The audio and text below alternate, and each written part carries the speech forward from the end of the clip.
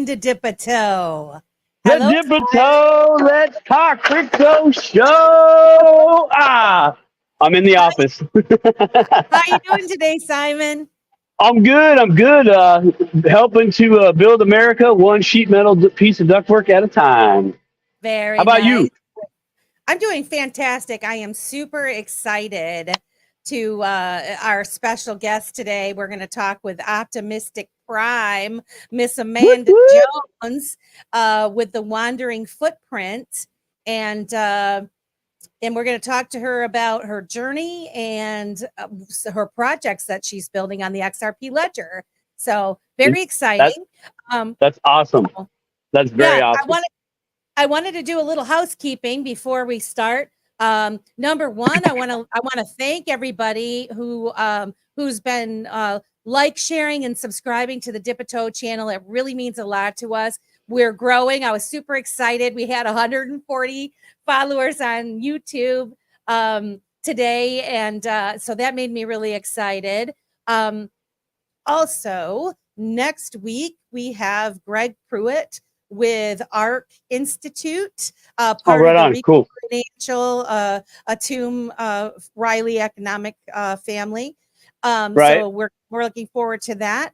I am going to be on Crypto for Life, Crypto J's Ladies Night again on Friday night. Sweet.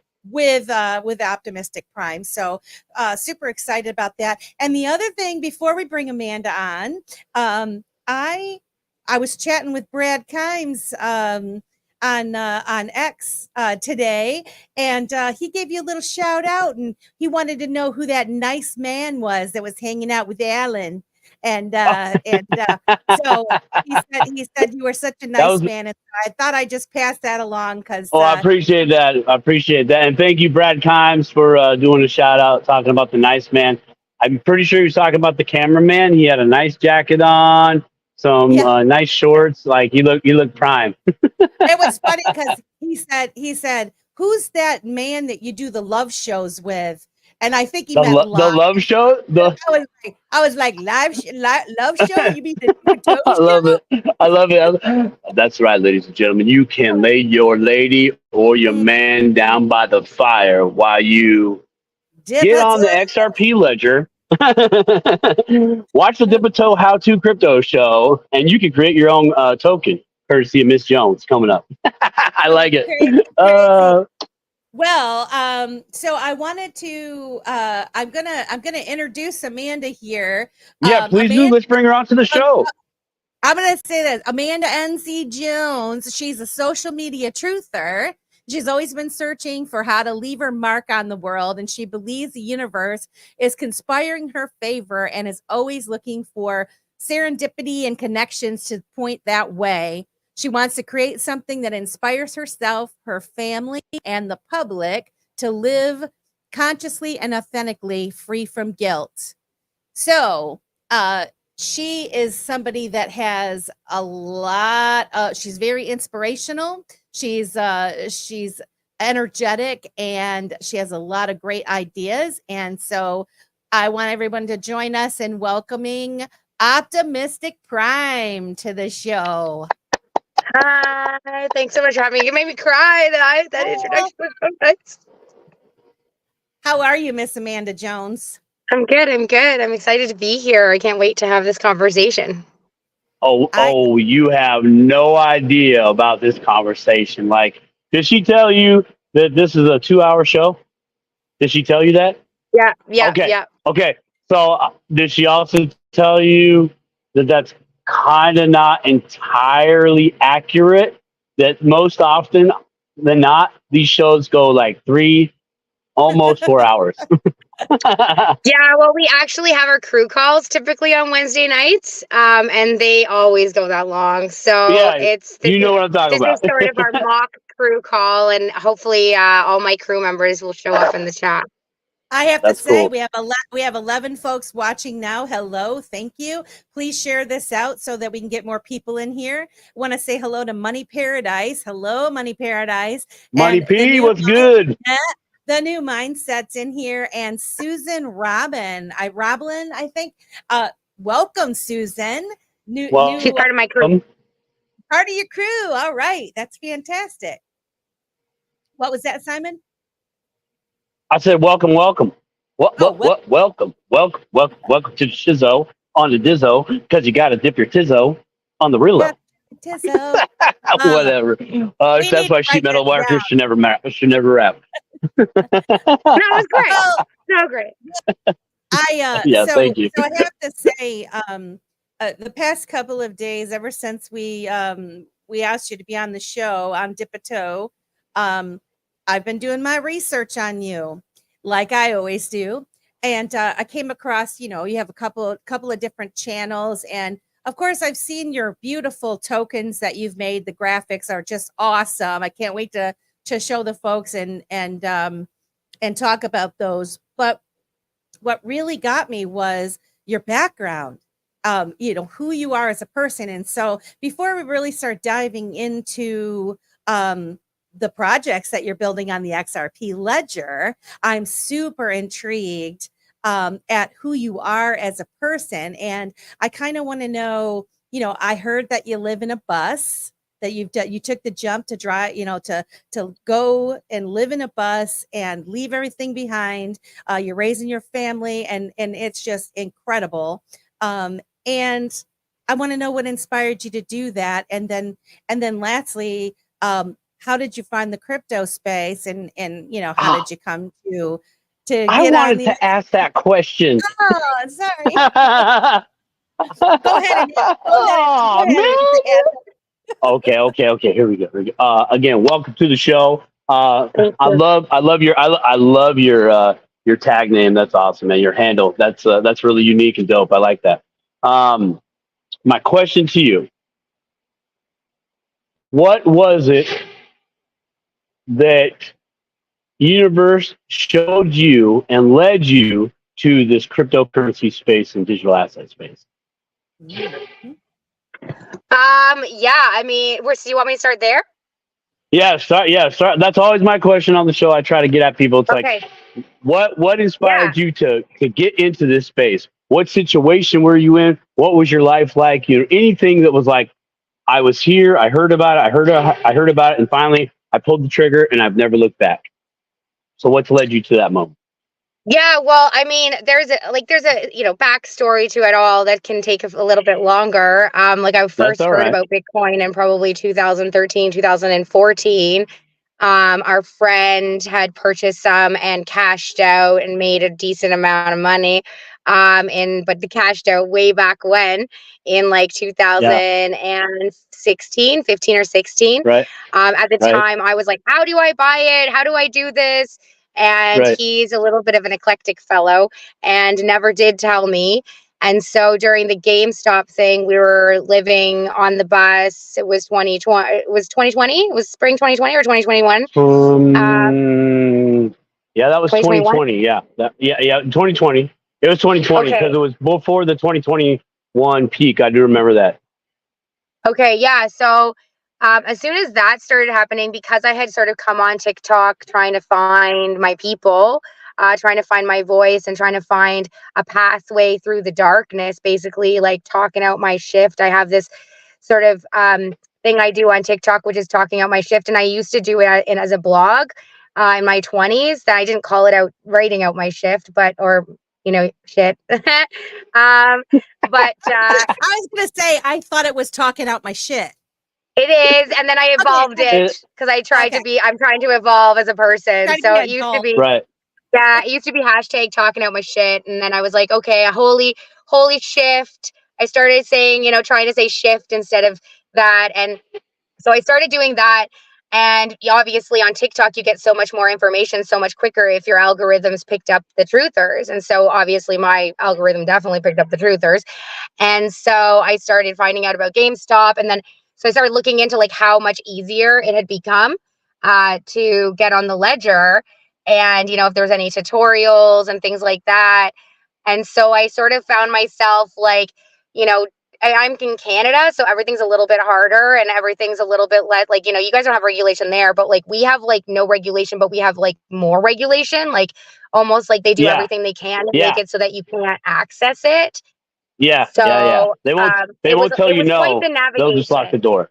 Yeah. Yeah, it was quite the navigation for me to figure out how to like get it. So I got an app called Shake Pay, which is a Canadian made, connects directly to your bank accounts if you want to like e-transfer, and then you can purchase Bitcoin or Ethereum. And so then you can transfer that into like Binance or an exchange. And I had heard of like, I don't know, you know, when somebody just starts telling you things and you're just like, okay, like you're a little bit of a, like a little birdie. I'm going to just take this and run with it. So, randomness, yeah. And then there's a few people, like a little serendipity, right? Like serendipity on talking to somebody and they're like, oh yeah, I bought ADA, I bought, you know, HBAR, I bought these things. So then I was on a sort of mission. And then when I learned about ISO 20022 compliant tokens, I was on a real mission to figure out how to purchase those. But my original purchases were Bitcoin through so that I could transfer it over to Binance. And then Dogecoin was like my number one at the time, just to sort of see what would happen. And like I can only ever afford like a little bit. So I had put like $100 hoping that I become a millionaire. And you're close. You're real close. I'm telling you, you're this close. Yeah. Well, ironically, it was really interesting because I had done a project in grade 6 on stocks, like way back when. And I remember, and I worked for a foreign currency exchange company in 2008.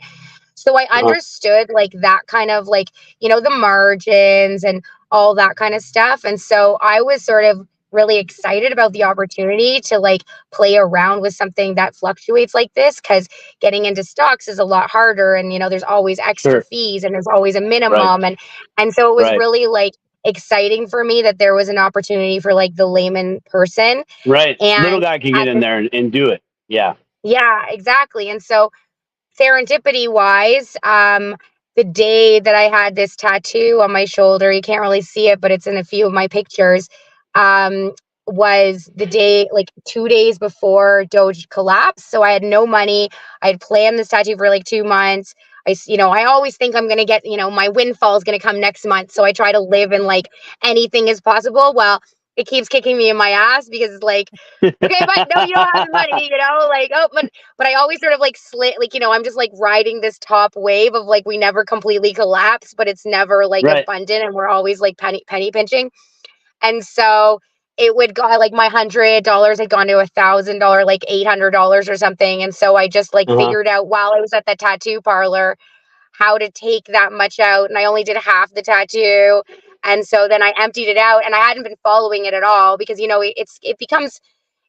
so much, right? Like, I mean, the average complaint is like, I can't do it. It's too complicated. And I'm like, I know we all feel that way. Like, and so it's little crumbs, right? Dip a toe, little crumbs here and there to get you to the next place. And so I figured out how to off ramp through that process, and I was able to pay for my tattoo. And then 2 days later it collapsed. And I was like, that's really interesting. And then not like 3 weeks later or a month later, I actually had everything in my trust wallet get stolen out of my trust wallet. And I don't know how. So, and I followed it all to like big wallets that had millions of dollars. Like they had made, like, I don't know. And so I never trusted Trust Wallet ever again. And all I have left in there, like, I don't even know, like, they're just, they're coins that the organizations have completely collapsed and everything. And the person who stole everything didn't want it. So then from that experience, you want that one, right? Yeah. From that experience, like, I can't remember really. I can't really remember the time. Is it time? Is it time? It's good. Keep talking. Keep talking. Okay. Keep talking. Okay. Good meeting you. So yeah, keep talking. At the same time in 2020, I started making this app, which we'll get into, and this vision I had.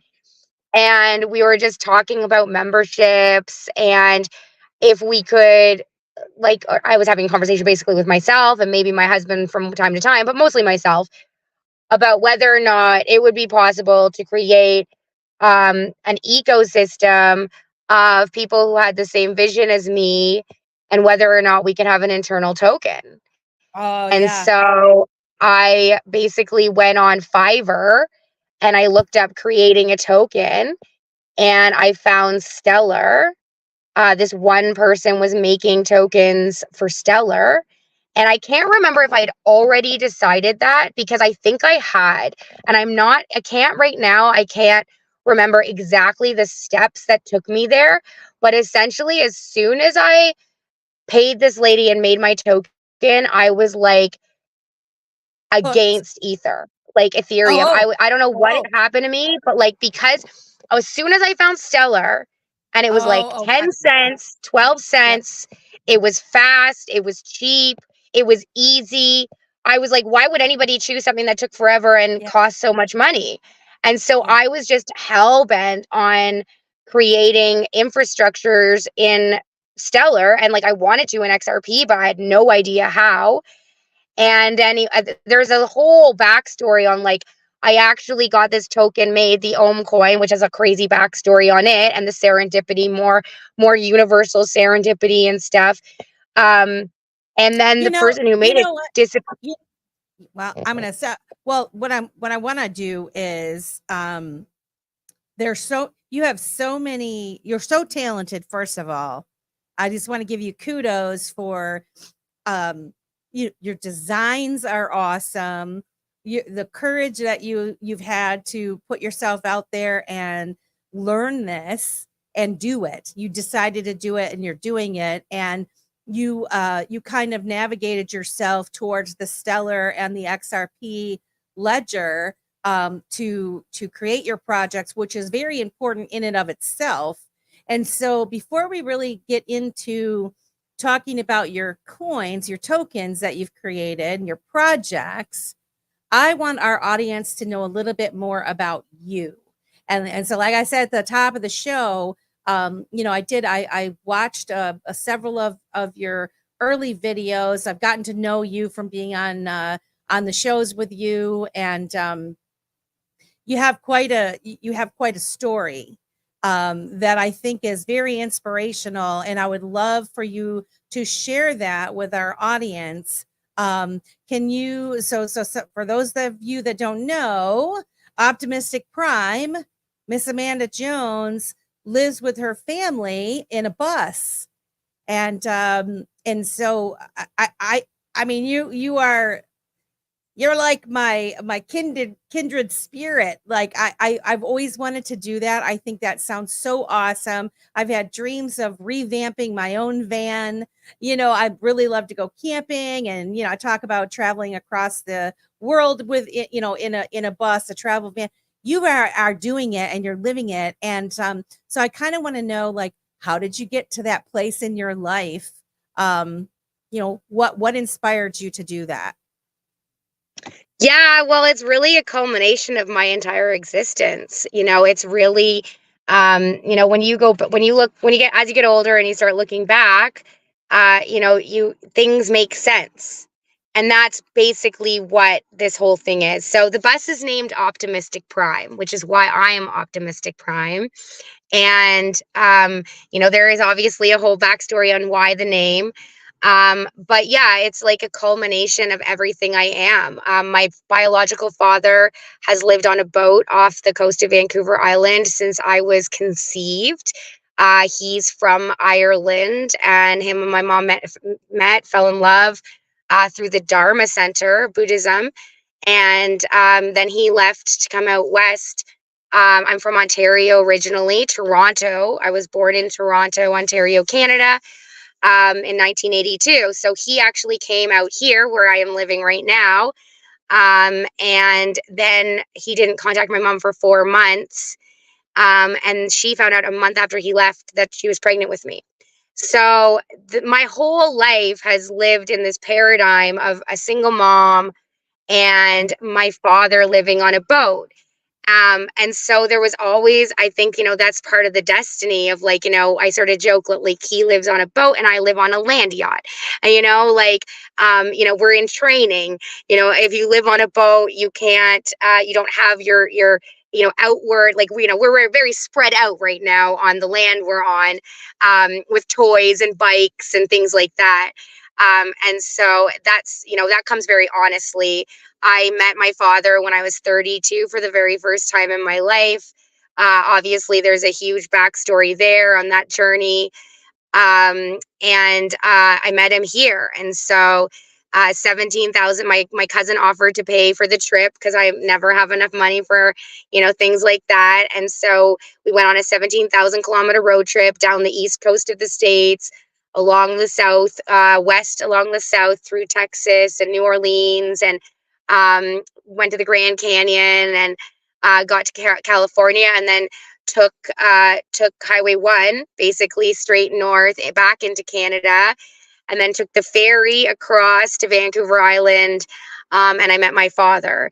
And so when I'd always wanted to live here, but clearly my father didn't is not a family guy and never tried to come and find me, nothing. So I never wanted to come here because I knew that I would try to find him, and I just felt like I was an imposition. And so once I met him, there was not this resistance towards coming here anymore. I felt like I wasn't a stalker anymore. And so I went home, and I basically told my boyfriend at the time that if he didn't want to come west, I was going. And that's really how our entire relationship started. I quit nursing school in August of 2013 with 7 out of 8 semesters of my Bachelor of Science in Nursing, after being told I asked too many questions. And there was a culmination. It was a lot of stuff over 7 semesters, but that was really the straw that broke the camel's back for me. It was the same week. It's the 10th anniversary of my mother dying. It was the same week as a presentation I was supposed to hand in, that I was supposed to present to the RNAO, which is the Registered Nursing Association of Ontario, that spring, supporting physician-assisted suicide. And so I was really struggling that. And I'm like, I just basically I got to this point internally where the universe, God, the creator, my mother Earth, whatever, Jesus, whatever you believe is the benevolent force that whispers into our ears and tries to steer us towards our, greatest potential. It said, either you quit and we'll give you what you want, or you can stay and the life that you dream of won't show up the way you expect it to. And so it was like this really jumping into the mystic experience for me, and this calling of my heart that said, your biggest issue is money. And so of course you have to quit nursing school, $50,000 in debt and no plan. And it really was this crazy experience that I just jumped. And I walked myself into a coffee shop 2 weeks later because I said, screw the crap coffee at the restaurant I was working at, and I wanted a vanilla latte.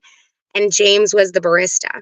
And James is my now husband, father of my 3 children, man who said, when I went home from here after meeting my dad and said, I'm going west. I told him that the first night I met, hung out with him, I said, I'm going west, whether you want to come or not. And that same day I got back, I was like, I'm going west. And if you want to come, awesome. But if you don't, I can't stay. And I said, if you want to have kids, then I'll stick around. And he really didn't want to. And then there was just this random night where he's like, okay, I'll have kids with you. And we ended up getting pregnant that night. Holy smokes. Yeah. And there's a crazy backstory because I have 1 ovary. I had emergency surgery in Thailand in 2009. I'd never had a scare, but it was the day he said yes. It was the day that the universe said, here you go, here's a baby. And then we proceeded to have another baby very shortly after that. And we were living in this old farmhouse outside of Bobcaygeon, Ontario. There's a song about Bobcaygeon. You can look it up, by the Tragically Hip. And there's a line in it that says, in Bobcaygeon, where I saw the constellations reveal themselves 1 star at a time. And so I feel like my life is sort of the embodiment of that. And so our truck broke down 3 times. Every time it said, the mechanic was like, oh, it's it. And then it wasn't as big a deal and only cost us $500. And I was driving James to work 25 kilometers there, 25 back, 100 kilometers a day. That's 60 miles a day.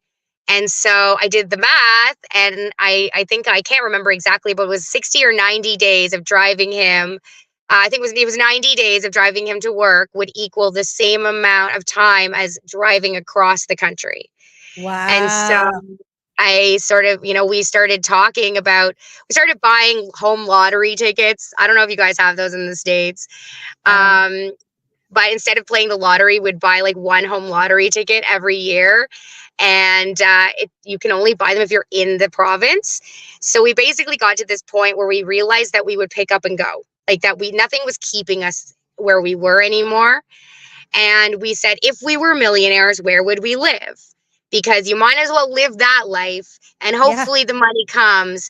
But, everybody waits to the end of their life and then they don't accomplish the things they want to. So I said Vancouver Island.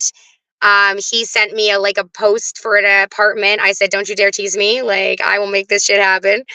And then we got $1,500. So we named the truck Optimystic Prime in the hope that it would transform. So let me ask you this. So when you're calling it a truck, this $1,500 truck, is it just a regular truck? Or yeah, so the truck we had was like a small, I think it was a Dakota.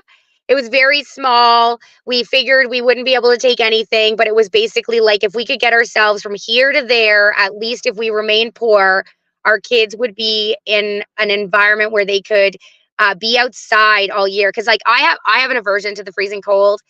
And I find that like when you're out, in the East, 5 months of the year, I'm not outside. And so I really wanted to be in an environment where my children were outside all the time. And that I also wanted to go hiking and wanted to be more of an outdoors person when I was, I was raised in the city and then I moved out to the country when I was in grade 6, but it never really caught on for me. Like I never really spent that much time outside. That's really cool. I'm reading my van is going to be converted. Yeah. So Money Paradise says his van's going to be converted into a Flatlander style vehicle. Can't wait to take his family out to the coast with it. That sounds super cool. I would love that. I want to welcome Crawfish and Lisa A and Tiara in. They're here watching the show. Welcome, guys. Welcome. Tiara says, very inspiring. Life has an interesting way of working out. So you guys bought this this truck. We had the truck. So we basically decided to name it. And when James came up with the name, I immediately bought everything Optimistic Prime. I got Twitter. I got YouTube. I was like, how does this name? You were watching that thing. Like how is this name not taken? And so I just felt like, whatever. And then this $1,500 school bus came up on, Kijiji or Craigslist. I can't remember which one. And it was a 2.5-hour drive away. And we got $1,500 on our taxes. And so it was sort of like, it was destiny. And there's a full circle moment with that whole story too, around my mom and my childhood, because it was in Toronto and where it was located. And I can share about that some other time too. And you can find all about that on my TikToks and my website. But basically we got this bus for $1,500 and, had no extra money, had no plans on how to fix it up or how to even get it out west. But we just did it. And James basically proposed at that point. We had 2 babies and he's like, well, if we're going to go across the country, we have the best honeymoon. And I was like, are you proposing? And so we planned this tying of the knot ceremony at the Warsaw Caves, which is actually where the Ohm comes from, is that fall that I quit nursing school, I went on a vision quest. It can only be described as that, in the forest at the Warsaw Caves.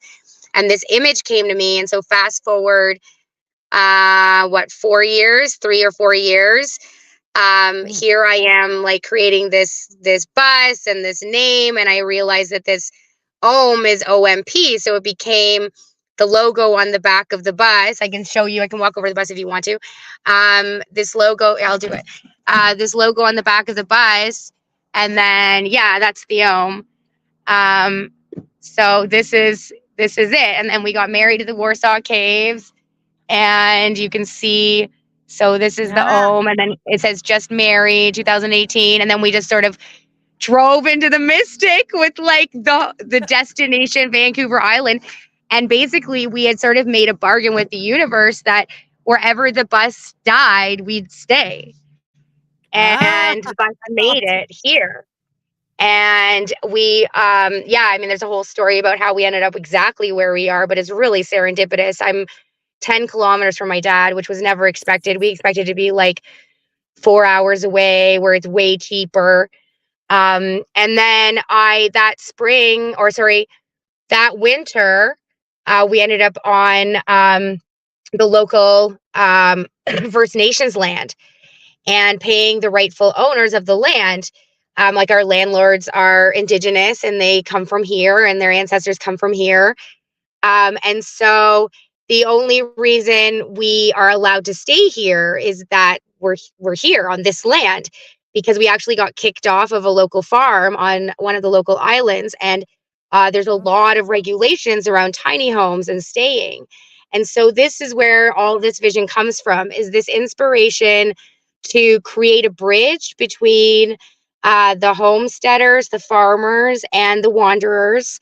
And that has sort of evolved into those that believe in a better world, not just the homesteaders and wanderers, but all those, no matter what your environment and your dreams are, to find the dreamers. And so I planned a tiny home show.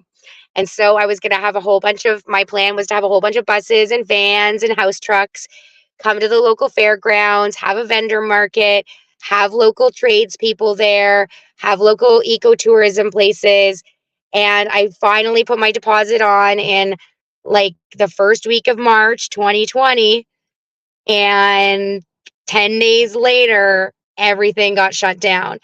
And so because I'm a pronoia person and because I've trained myself out of feeling sorry for myself all the time, I said, okay, the universe is conspiring in my favor.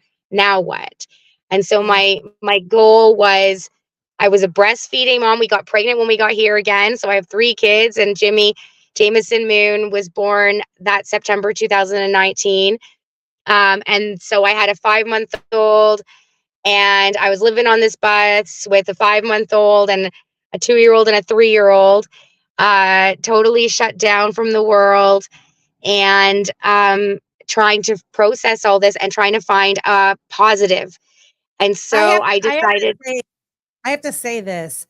During that time, being on the bus out in the middle of nature with your kids was probably better because during that time, Ryan and I, we would, every chance we got, we would go up north to Lake Michigan, and we were rock collecting. We went rock collecting, and I just felt at peace and grounded going up there and collecting my rocks and, breathing in the fresh air, looking at the sky, looking at the water, listening to the water. I have buckets of rocks from doing that, but I think it really helped me mentally get through that difficult time. And so it's awesome that you were already there. I mean, like, it's almost as if you were being led before it happened, and you had your family safely protected, even though I'm sure, you were away from people, but you were out in nature and with your family, and that has to be, I mean, that's incredible. Gotta be, says, inspirational to say the least. It's the embodiment of my favorite saying in life, quote, "It matters so little." Absolutely, end quote. And Simon wants to know, so you're on Vancouver Island? Yeah. So he lives about 2 hours south of you. I'm jealous. That's exciting. 2 hours south plus a free ferry ride that costs $250.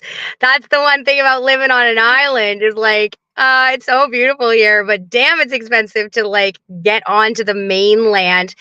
And but we should definitely hook up. You can take the ferry from Vancouver Island to the States. I'm having all these like thoughts these things go through my head. I really appreciate that comment. And yeah, like basically, I don't know where I was in that very end there, but yeah, so I basically decided to create this app. And through that process, getting introduced to crypto, I had this vision. And like you said at the beginning, like I sort of just jumped. I was a little afraid. I was so afraid, and I'm still afraid that I'm going to get it wrong. But I realized that you only learn by doing it. And this is not something you can like hype, you can't, you can imagine sort of, but unless you're doing it and unless you're seeing the progress and you're involved in this community, it's very hard to abstractly understand this. And so I was like, okay, I'm just going to jump in and see what's possible and then allow myself to evolve. And so I created the Ohm coin. I created the Wandering Home directory, and neither of these two shall not meet yet. And basically when you purchase the Ohm coin, you're just supporting us. You're supporting the Wandering Footprint dream. And I have tried my best to not take any money, I've not traded any of that to USD until this year when we were trying. I was really struggling because we haven't made a lot of money. And because of that, I was funding the entire app and, our website, everything myself. And I was really struggling every month, like having total mental breakdowns, wanting to give up. And so this year, we did the membership. We finally launched the membership this year, basically as a way of like allowing people who'd been watching me for 4 years and like believe in this dream with me to be able to contribute and to sort of start the process of integration of the blockchain and start figuring out this next step, which is why I'm most excited about talking to you, is because, one of the things that, it's been 4 years, but one of the main issues I've had is a business plan. And Sean McDade, is it McDade? Anyways, he sent me a blockchain business plan finally, like 2.5 months ago. And so I was reading through it and I was like, oh my God, like it's like, very specific tokenomics where, I've been sort of just like following the whispers of the universe and trying to figure it all out. I've really struggled with the details of, this and that and this and, the token and the Yahweh token, the footprints token and the Ohm coin and the membership and do I do NFTs and how do I distribute it and how do I do, it's so much. And so I'm at this point where the next for us to evolve, I have to get down to the nitty gritty. And, that's why Reaper Financial has been so inspiring to see how extensive his vision is, because I feel like my vision is just as extensive, except my vision is directly involved with the nomads and the homesteaders, where his is much more a financial freedom avenue. So I feel like these two are very similar. And so he's very inspiring to me and got to be so I had a conversation with them and they started, well, what about this? And what about this? And what about this? And so I've sort of taken that and I've tried to, sort of start steering into the direction. And so through our conversations, you and I, and then listening to your interviews with Patrick, I thought, you'd be amazing because you have the same peppiness as I do. You have the same, that I feel very kindred with you. And you have a very similar outlook on the past 4 years as me and on the future. And so, you along with Brooke and Maya, I feel are very unique, and Kita too, even. I don't know her as well, but I feel like I got to know her better last week. Even Molly, eventually, but we're not very close. But just, talking these things out with people who have a similar vision in terms of the pragmatics of tokens. And ultimately, this is what this is that I have created a co-creation. So everything I build is co-creation. Everybody who's part of it has volunteered their time until this year where we launched the membership. So even myself, I bought my own membership. And we have founding memberships and we have 2024 memberships, which expire every year. Like our regular membership. And so we're just basically playing around with the blockchain to, figure it all out. So the memberships that you're talking, first of all, for those of you who don't know, before I say that, I want to welcome Crypto Professor, my good friend, is here watching the show. Thank you for coming, Crypto Professor. And to the 33 of you that are watching the live stream, we appreciate you. Thank you so much for coming to the show. Please put your questions, if you have any, in the chat, comments and that sort of thing. So for those of you who don't know, we interviewed Patrick L. Riley of the Reaper Financial, aka Atum Industries, I think it is, Riley Economic System, and those are episodes 27 and 28, where he goes in depth on his projects that he's building, that he built, him and his team, on the XRP ledger. And then, like I said, next week we're going to have Greg Pruitt of ARK Invest on to tell us about his charitable project that he has also built on the XRP ledger. And so you and I kind of met in those same circles. And the thing I want to say about Amanda is, she is someone who is actually doing it. I'm sorry, Greg, it's ARK Institute. ARK Institute. Yes, there's I keep saying that there is a different I company. couldn't remember the RES acronym. I struggle. I'm like trying to put them all together, but yeah, it comes honestly. But if you guys go to Reaper Financial, you can find all of their white papers, or you can just type in ARK Institute and it'll come up with the white paper and more information on that. And we'll be sharing more information on that in the future here coming up this week. But one of the things that you inspire me, because I've been dipping my toe now in this crypto space for several years now. You start out like the journey with Bitcoin, and you start learning about money, what is money, and all of the things that we didn't really give that much attention to early on, and or we weren't taught it in school, that's for sure. And so I've watched, I kind of dip my toe into all these different little circles of folks, and I watch, I observe, and I've always been envious, and people talking about I'm building a token, I'm doing this, I'm doing that. I'm like, I want to do that. I want to do that, And so when I met you and you had all these tokens, I'm like, how in the hell is she doing that? That's so cool. You're just, and then like watching, your previous videos and who you are and talking with you. And it's like, you just did what you did with your bus. You just said, it's same with me, like trying to figure out how to have a channel and learn technology and, do it. It's a lot of moving parts, right? It's no different. You just have to put your foot forward and keep going forward, pushing forward. And, there are those that will roll their eyes at you and laugh or ignore you. Is probably the worst, is when they just ignore you completely. But you just keep on, and every little bit of information, you just learn more and more. And so I'm like, I just want to applaud you for doing that. Especially, this is the other thing, you got 3 babies, you're living in a bus. Okay. I had 2. I stopped at 2. And, I was a stay-at-home mom with my boys, and I was extremely involved with them. And it is a lot of work. It is a lot of work. Not bad work. It's just, I should say it not only is it work, it's just your attention. That's where your attention needs to be, right? And so I'm thinking of you, and being that you are a similar spirit as me, I can imagine that you're doing this stuff while your children are sleeping. And so your days are long.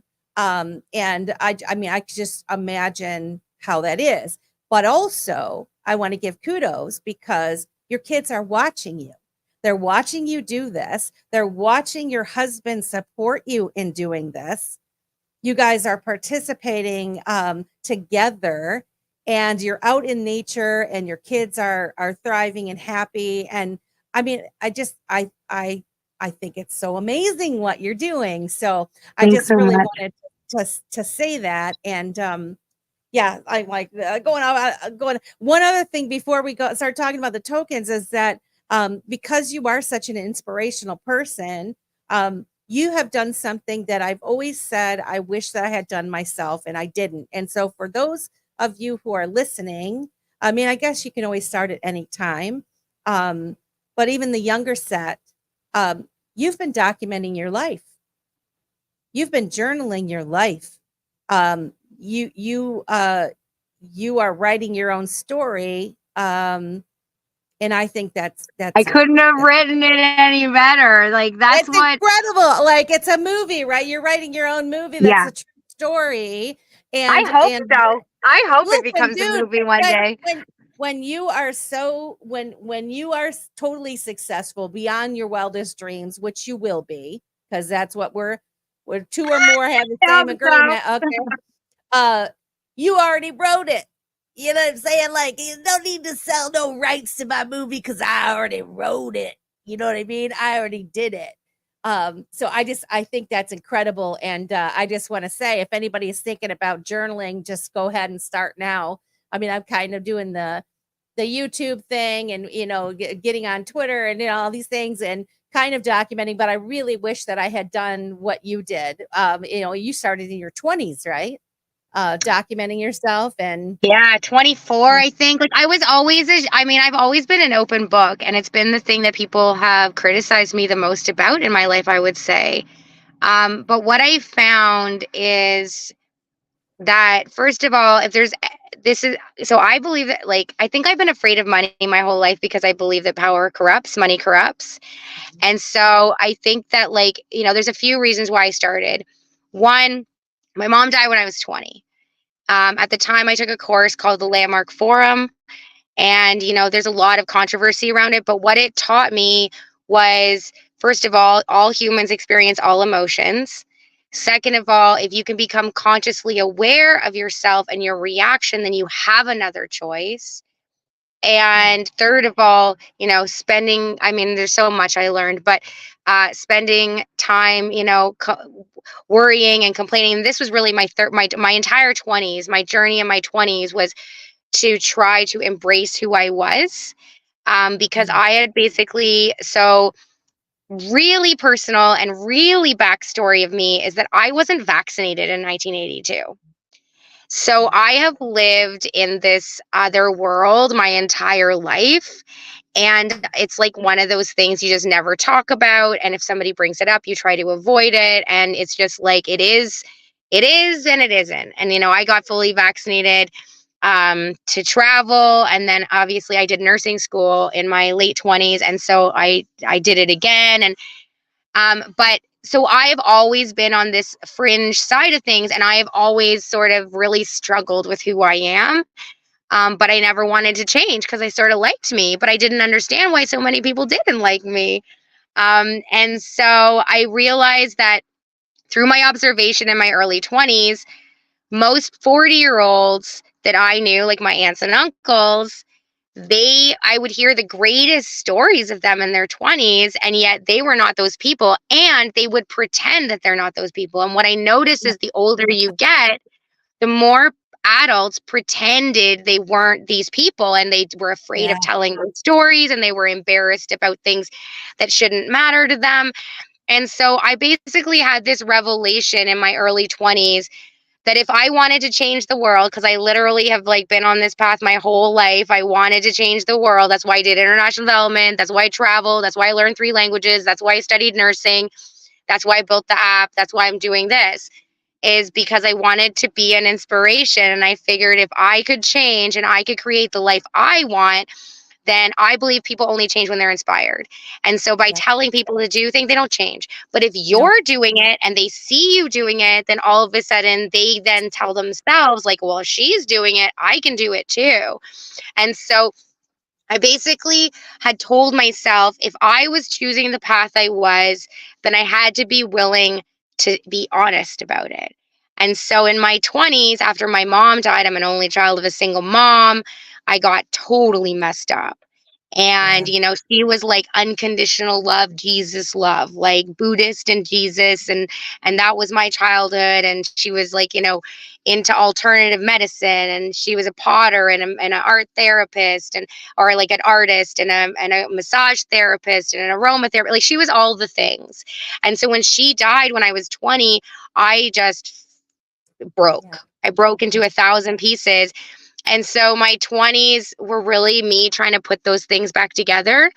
And obviously I partook in, you know, 20-year-old excursions all the time. And so I'd come home with ridiculous stories from the bar. And so my friends were like, you should start a blog. So I started writing basically a blog about like my one night stands and my dates that would go horribly wrong and my broken hearts. And it really evolved into this like saga of my broken hearts and into the healing process of that and the evolution of, you know, who I became out of this. And through the apocalypse, like the 2020 apocalypse, it really, you know, there was a point where I have it on YouTube. Actually, it's private. I've never shared it, but I had a feeling that one day it would be worth having the date on it and having it on YouTube. And it was this 5-day course that I got for $50, and it was like a deep dive into what makes you resist who you are. And on day 4 or something, you had to go, you know, I can't remember exactly what the prompt was because this is 2020, during the beginning of the apocalypse. And so I have this recording of me crying because I wanted to record talking it out so I would remember the process that I was going through trying to not be afraid, because I was so afraid. Like I was not only afraid of what was happening, but I was also afraid of the 40 years that I had witnessed being on the other side of this and how it was going to get way harder for me. And I was so scared. And so I remember just crying and being like, I you know, yelling at God, yelling at the, you know, creator, whatever, Jesus, whatever you want to call it. Like, why me? Like, can I just be somebody else? Like anybody but this one? Like, oh my God, she's weird. And she says all the things people tell you to be quiet about. And she has these crazy dreams that like are so lofty. They're never going to happen. And she swears like a pirate. And she, you know, and I was just like all these things. And then I was like, you clearly know who you are. You just are afraid to be it. And so by defining what I was upset at myself for being or afraid to be, I sort of went through this internal shift that was like, maybe it'll be a lot easier if you just, I don't know, like the person you are. You chose her. I mean, you wrote about it. You know, like you're exactly who you have chosen to become. So maybe stop beating yourself up about it and focus on like what actually matters. And so that's really where this, you know, this sharing has come from, is that one, if I ever wrote a book, I didn't want to have to go and remember the finer details, because I noticed that as you get older, it's a lot harder. So I wanted to write in, and I wanted to write in the present moment. I wanted to write from my 24-year-old perspective about boys, and from my 30-year-old perspective on quitting nursing or meeting my dad, or my, you know, I wanted to write it from that perspective. So it wasn't just like a recall, and that if one day, someday it could all work out in my favor, maybe I could just take all my blog posts and put them together, or take all my videos I made on TikTok, which it evolved to, and put them together. And so you can see the evolution. So should somebody come looking for like, who the hell is this person? They have the evidence. And I think that ultimately, to be honest with you, Melissa, this is where the blockchain and me come, like where divinity and serendipity come so close to each other, because I believe that one of the most difficult things about the blockchain for people to embrace is the transparency. And yet I feel like I've been training myself for 20 years to be as transparent as possible so that I would embrace the blockchain and not be afraid of it. And thus a lot, you know, being not a corporation, but being a living woman in this ecosystem, trying to find a pathway out of the enslavement system, being able to say, hey guys, like I am a real person with a real story and a real life and real dreams. And you can go back to any moment in my life and find out all the dirty details, but there's nothing I'm hiding. And yeah, it's already out there. Yeah. So yeah, I think that's what corrupts people is the fear of people finding out the truth. So if you share the truth, no matter how embarrassing it is, nobody can hold that over you. And so that's, so I am who I say I am. That's for damn sure. Let's see. Tiara asked a question that honestly I would like to know the answer. Okay, let's see. Where is it?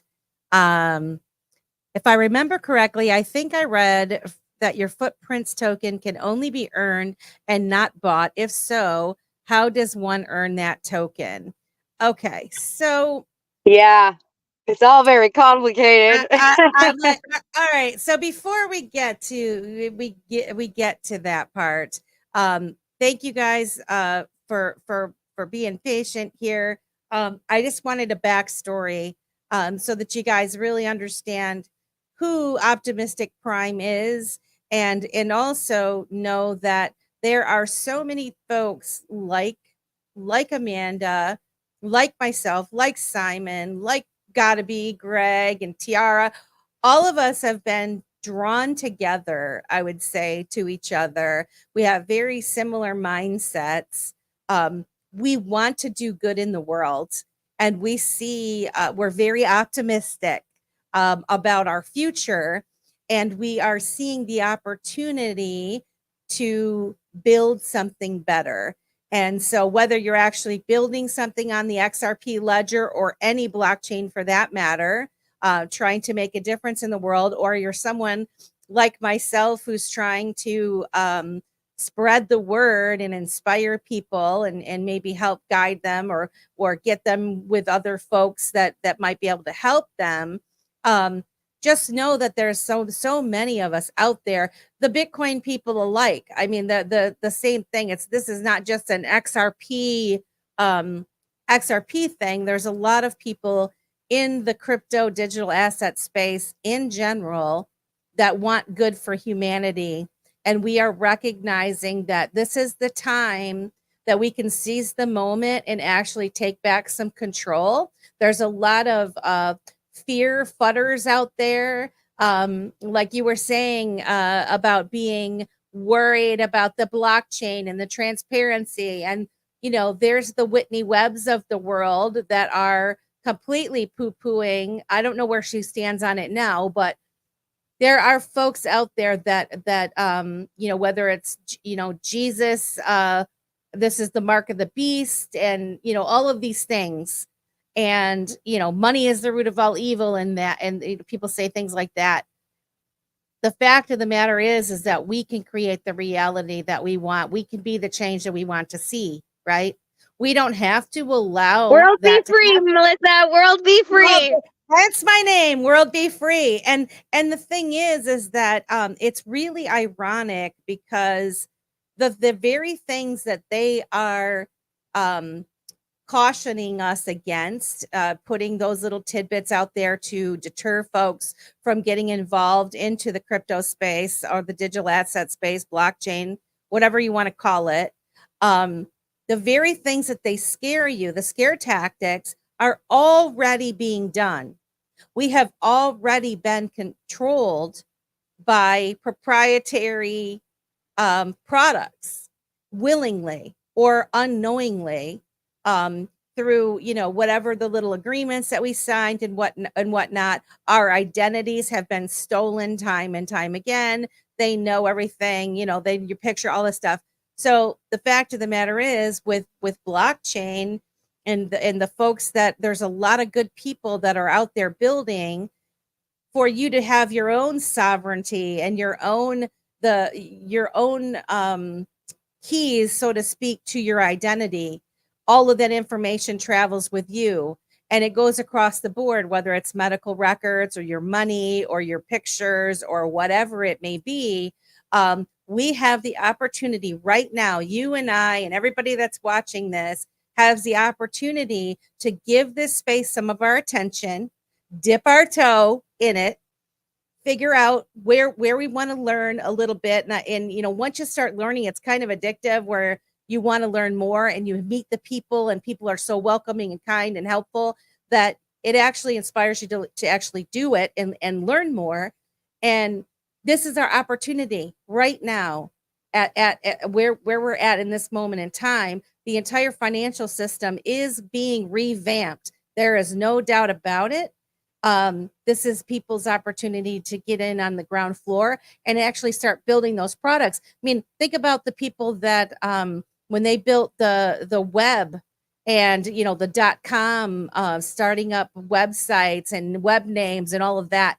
None of us really understood what was happening at the time, and all the good names were gone. And if you want to try to buy a good name now, it costs you, you know, $1 million or, you know, $500,000 or a couple thousand for the name you want, whatever. Right. And so we're at the beginning of Web3. I don't know if you want to call it Web3, where it's going to be the interoperability of with money. You're going to be able to transfer money the same way, send it to anybody, anytime, the same way that you can send an email to someone. And so people like you are very important because well, this is one other thing I want to say before we move on. We were having a chat on Friday night with Crypto J, 68J, and he was talking about, you know, he came from, you know, welfare. He had hard time. You know, I too grew up in that way. Not a lot of money. Okay, I had a lot of struggles in my life. You've had struggles in your life. Most everybody that I've met in this space had struggles in their life. They had that foot, right? They had that shoe on those feet, and they walked it, and they're building, and they know, and they're building for the people that were like us. And so for those of you watching, I want you to have faith that there are more of us than there are of them, and they need us. They need the, you know, it's only if we choose to participate in something, right? If the collective of us, like Patrick L. Riley and the things that he is building, and Greg, they're building the future also. If we collectively get together and put our minds together and we support each other, we're unstoppable. So,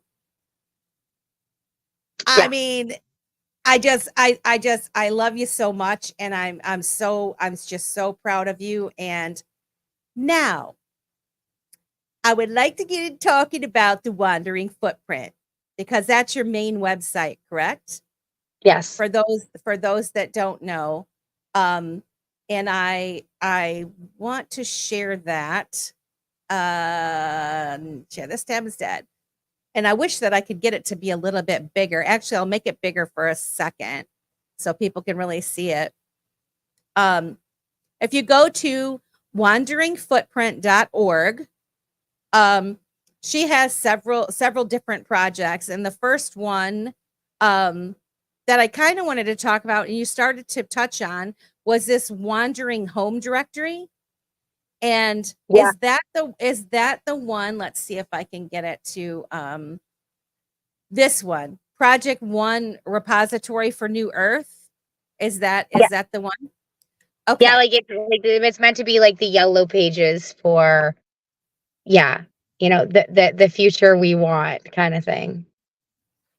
So the Wandering Home Directory is our attempt to bring as many resources as possible together to inspire wandering and make the transition to minimalistic life easier for people around the globe.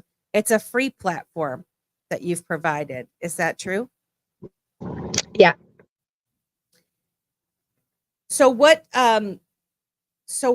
do you do with this? Like, is this all the people that are part of traveling, like living in a bus? So when you download the app, there's it's evolved. It's evolved. When you download the app, you get the very first page has wanderers, which I realized I have to change to nomads because I decided that's what the name of the membership was going to be. So nomads, it used to be owners, builders, vendors, healers, and then I have an information point and a crew. And then if you hit the middle button, you go into, further aspects of the directory, which include digital assets, freedom information. So like, links to information that's harder to find. And there's sections for Wandering Sovereign, which is our initiative to explore sovereignty, both on paper as well as in the digital realm. And also, I hope one day that I will inspire so many people to add things to the app that it'll be a much more expansive directory. Right now, the app is more proof of concept. We have 6,000 downloads, but very few people go to it.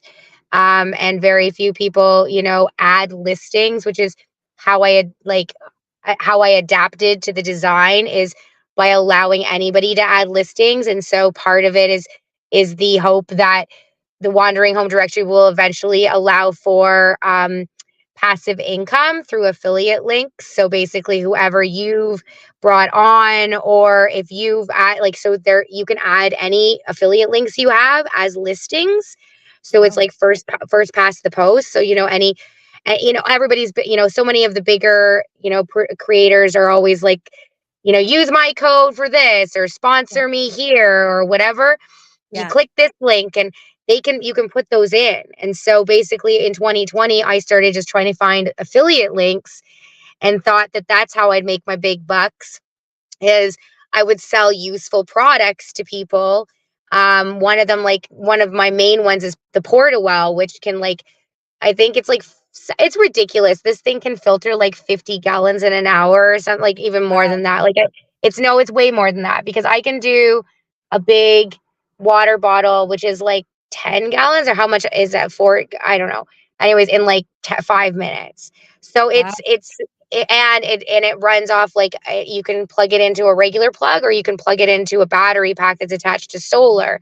And it comes with you can do charcoal filters or whatever. So this is one of the many products that I found their affiliate link. And I thought eventually, more and more people would come to the app and start purchasing things using the app. And nothing is directly bought on the app. In fact, most of the listings on the app are listings that me and Becky and my crew have added personally by finding them through TikTok and finding them through affiliate companies and stuff like that.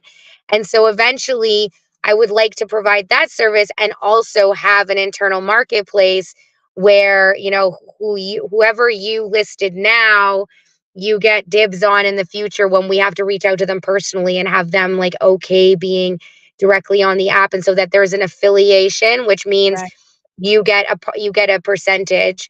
You get a percentage of the sales. So for those of you who don't know what affiliate marketing is, basically, instead of the company paying for their advertising costs and not really knowing where that money is going, by giving you an affiliate link, you start becoming the advertiser. And so you get between 2 and 20% of the sale for your effort in sharing it. And so it's a way of bringing the money into the hands of the people who are advertising and trying to promote your product or service. And I think that, for me, this is really one of the keys to the, getting out of the enslavement system, is how much we spend giving money to the people that would enslave us. And so I'm trying to so I'm trying to create a mechanism that at least starts steering money into people that, believe the same things you do and want the same things that you do, and, are working towards the same things. And so, I hope that answers your question. No, it does answer my question. And it actually makes me want to check it out even more. A lot of people, they roll their eyes at the affiliate marketing technique that has, but if you really think about it and what we're trying to achieve, and we're trying to decentralize everything, right? If the products that we buy are solely governed by, controlled by one big company, or the advertisers themselves, right? That's how we get into the mess of being trapped and backed into a corner where only this particular vendor is going to sell you XYZ, right? And we pay for it. We don't think we're paying for it every time we watch a commercial, but we are. We're giving it, I stopped saying paying attention, because you are paying attention. So when I give my attention to things now, because I'm going to get something back. And so I've really tried to get myself to not say pay attention, but I will say pay attention when you're watching commercials and the pre-programming that they send, that they put out there for us, where they've been able to corner these markets and put small businesses out of business because you can't compete with that. Apps like what you're describing, what you've created, by having those affiliate marketing links in there, we are choosing to use a vendor. It's kind of like going downtown to Tony Simone's and buying some Christmas presents from the little store down the street to support that small business, rather than go to the big box store, Amazon, or whatever it may be. And also, there are so many resources out there, that to be part of a group of people that have vetted something, that they vouched for it, they loved it so much that they added it to your app. And I don't know if anybody's searched on Amazon for a particular product, but it's usually the first couple that you see, they're getting all the sales. There's a lot of other folks that sell the same doggone thing on Amazon. They just don't have the traction, right? And so by using something like this and getting the input from your friends, you are supporting not only yourself by probably opening yourself up to products that you wouldn't have known about or you wouldn't have been able to find on your own, but also that revenue is going directly to the business, and then the people are getting a little bit of a kickback, which is kind of in line with what they say. I think like David Schwartz of Ripple was talking about like micro payments, and they're learning how to do all of this kind of stuff. And I was listening to Alan Staple today, and he was talking about the like video industry, right? In the future, it's going to be divided amongst the hosters of the video, the creator of the video, and the watchers of the video. We're all going to get a cut of that revenue that comes in from an advertiser that wants to put their advertising on a video, right?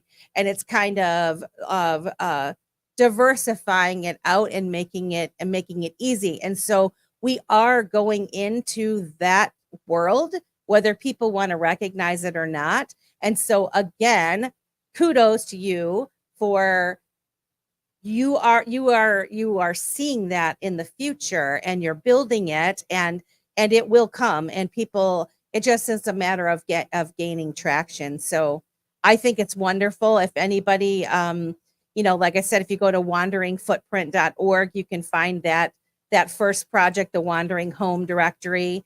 If you're interested to learn more about that. Yeah, what you just said something and it triggered, and then it just totally disappeared. Micropayments. So it's funny that you brought that up, because I remember that was one of the keys to Stellar, is that when I started looking into Stellar, I went to their website, and they were featuring 3 things that were being built, and one of them was called Satoshi Pay, and they described micropayments. And because I live on a bus, and basically how we ended up on this journey is like, putting on YouTube and just letting the algorithm go through bus life and RV life and boat life and tiny home life, and just watching these people live it to, gain the courage. And so a lot of us tiny home people make our money. I don't, but most, a lot of them do, off sharing the journey. And so part of the vision is where, they can also, you share on Rumble, you share on YouTube, and maybe you share on the Wandering Footprint, Wandering Home Directory, your videos where you're getting paid. And so what I had in my mind and what they were describing is like if you were reading an article and you read like halfway through, then maybe you said continue, and then that way you would get a 0.00, you know, a drip maybe. Yep. Yep. And then they would add up. And so I thought, wow, like a system that could do that, where I haven't put a lot of money into advertising, and I'm also very afraid because I want to know that it's going to the right audience and it's not all bots. And so Yep. if we had a mechanism that allowed, like X, they're bringing tipping, like it's a similar thing, right? Where if you find yourself, like when we were building out the bus, there's some videos you skip right away, but there's some videos that you watch all 3 hours. And so maybe on hour 1, it says continue to watch, and you have to give them like less than a penny. So it's a nothing for you, but it's as much as the advertiser would have paid. And it gives them a direct, response to how far along you watched it. And then maybe at hour 2, there's another, quarter of a penny. So it's not a thing for you. You don't even think about it, but those quarters of pennies or those drips, add up in the long run. And so this would allow more and more creators to be supported for their work while they're working, but directly. And so that was actually one of the big things, the big reasons why I decided to build on Stellar, is this opportunity, this potential of also enabling creators, the capacity to blog posts and videos and blueprints and all the ways that they could make money, allowing them to and supporting that way, so that, because what stops people from wandering is time and money. And usually when you have lots of money, you don't have a lot of time, and when you have a lot of time, you don't have a lot of money. And so how do you empower the people to get out of that rut? And so that's really where Stellar was, my first step in that direction, and that led me into exploring the XRPL and where we're at today, like with the Blue Umbrella token. I love it. I love it.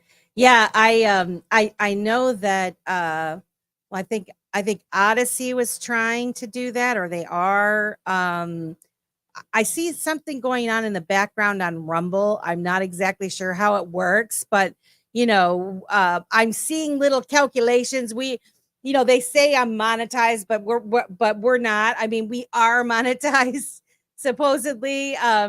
So it's just one day, Melissa, it'll just pop off. One day. But I really love the concept of everybody makes money, right? Because we are giving that our attention. No matter what we purchase, or whether we purchase it or we don't, we are paying money. We are, because we're giving our time, and our time is our most valuable asset that we have. And I can see a future where you buy something, like David Schwartz a long time ago was talking about micropayments, where you start to buy a movie, right? Back in the day, we used to pay full price for the movie and get 5 minutes into it, and it's shit. We're not gonna, right? And so with this way, you can start watching something, saying, no, I'm bailing. This is not. And then, I mean, there is like more of a democratized way of determining a success of a film, the overall consensus. No more we're going to ask 10 people if they liked it and decide that that's the opinion for the whole population type thing, because people will show you whether they like something or they don't like it. And so I'm super excited the way that this is going. And again, the fact that you are building now. So your very first coin or token, was it a coin or token that you built, was on Stellar? I called it the Optimistic coin, but I didn't know anything about anything. And I actually was like, do I call it this? Do I not? I'm like, and so it is a token on the Stellar Ledger called the Optimistic coin. Okay. So let's see. I've got, and so what, if you go to optimistic.exchange, do you have Lobster? Do you have Stellar? I don't have. Wow, we gotta teach you how to do that. This is why I said, like, you are so far advanced in doing all these things, because really the Lobster thing, there was just people talking about they got their lobster wallet was, hacked or got in trouble with this and that. And so I was like, I don't even know anything about it. I didn't understand why they named it lobster. And, it's the same thing with the Reaper token. I was like, I don't know. It sounds kind of evil and, death. I don't know why. Totally. I hear you, man. When you were describing that the other day, I was like, totally. I hear you. But I get it now. I understand it. After interviewing, we have 151 people watching. Wow, that's so exciting. Thanks for being here. For joining us. We're just getting to the good part with the tokens and coins of that Optimystic Prime is built on both the Stellar Network and the XRP ledger. So you're just in time, family. So this token that you created on that is the Optimystic coin. So let's see. I want to say it. So it's the logo from my bus, like I showed you, right? So it is the ohm. And when I made this symbol, I didn't know it said ohm. It's a hole in the ground. So yeah, so it's crazy. And when I made it, it was a lot of like crazy visuals. And one of them was, the world will know this symbol one day, Amanda. And so when I learned about tokens, I was like, whoa, maybe my own coin's going to be a thing. And so I made it. And like, as you navigate my website, you'll see that, like, because I build everything myself, I've done everything myself, I've upgraded it. That landing page is like only made in the past 2 months. Well, the website's 4 years old. And so I'm trying to get a lot better, like, getting ChatGPT to help me with my white papers and things like this. So these are all subject to change. Like I said, this is a co-creation, and I have like a founding crew who show up every Wednesday night, and I'm assuming they're here to, listen to me talk out my shift and what's happening, and sort of basically keep me on track and motivate me, and then share any information they've found. And and then I have a couple 2024 members who've just been following me forever, and they just think that they think my dream is awesome. So they bought their membership. But as you navigate, you'll see, there are little bits and pieces here and there that are a little rough around the edges. But the Ohm coin is this dream I have of an internal marketplace. And I have no idea how it's all going to work technically. But this is, as you can see right now, so this is a whole tutorial on how to create lobster. And I completely understand your apprehension. Like, same with the trust wallet. When I lost my trust wallet, I was like, nah, never again. So to answer a couple things, one, lobster, one of the stories I heard is like to throw is to lob something, and stir was supposed to be the original Stellar acronym before they decided it would be XLM. So that was the first description I heard. It's like to throw stellars. Then the other one, the more fringe version that I really loved, was that through the transparency, so a lobster trap is set where it lets the little guys go and it traps the big guys. And so when you know about the nefarious action that have happened on the blockchain in the past, the idea that's awesome.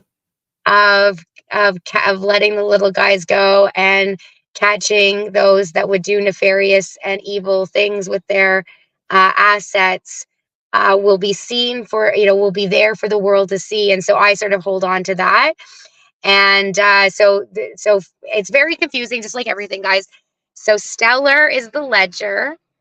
XLM is the token call number, and you call it a lumen. So that's why it's XLM, X Lumen. And for those of you who don't know, X stands for international. So it's my understanding that XRP, XLM, XDC, the reason why they've put X in front of it is that it's not attached to a country's GDP or a country's anything. And so it's connected to the basket of commodities, in my opinion, which is the tokens, right? Each token is backed by whatever it's backed by. And so as a basket of all of these tokens that are created in the blockchain, you offer, stability in that it's something. There's value in there's intrinsic value. It's not just a number on a screen. And so, sorry, I didn't read those comments if they were important. So yeah, no, so they were just saying, they were backing up and saying, you know, lobster is pretty solid. You know, that it's a wallet and it's pretty solid. I think they were so referencing that. so my argument is always basically, so how do I say this as easy as possible? Anything that's a direct window into the ledger, in my opinion, is the best way to go. So Lobster is not a wallet that holds third-party owned tokens. When you open your Lobster wallet, you are opening the Stellar Ledger. Any transaction that happens on your wallet happens directly on the Stellar Ledger. Every token you find on the Lobster wallet is a token directly created on the Stellar Ledger. And so there is a buffer, for me at least. That's you have your keys, you have your wallet, right? Where you're creating, it's not third party. So should Lobster go bankrupt, or should the app fail, or should there be like parameters set across, you know, whatever to access it, you can just take your keys and open it on another wallet, or go, you know, so it's still the same ledger. And so that's where my trust comes in. I mean, it's terrifying being your own bank, but that's what you're doing. I like, yeah. And ultimately, Stellar's just the cheaper version of XRP. So it's like 10 cents when XRP is 50 cents. You know, it's 15 cents when XRP is 60 cents. Like, It's very interesting to see how close the exchange rate has tracked itself through the past few years even. It's like 4.2 to 4.6. Wow. So I do find it very interesting, the little tidbit, and I wish I had asked about this earlier, because it's very intriguing, you know, about the Lobster and trapping the big guys, because, you know, as we're building this all out, I mean, you know, it's been around for quite some time now, but these things get developed and things change and they're testing things out, and there are bad guys out there that want to do nefarious things. And I think early on in the game, a lot of them really thought that they were going to be anonymous and they were going to be able to do all this monkey business, like they're able to do with the US dollar. Thought they were going to be able to do that with the crypto. And I think that some business has been getting taken care of. And so that's very interesting, and I love it. And it actually makes a lot of sense to me. That would be the story behind it. And so yeah. So if not the serendipity of it all, right? If not, It's just the magic that is the details of life. Like what I've found is, as I've grown up, the more you pay attention to the details of your life, the more magical it becomes. You know, most people are busy pretending their lives are something they're not, and making up stories and embellishing truths and omitting truths.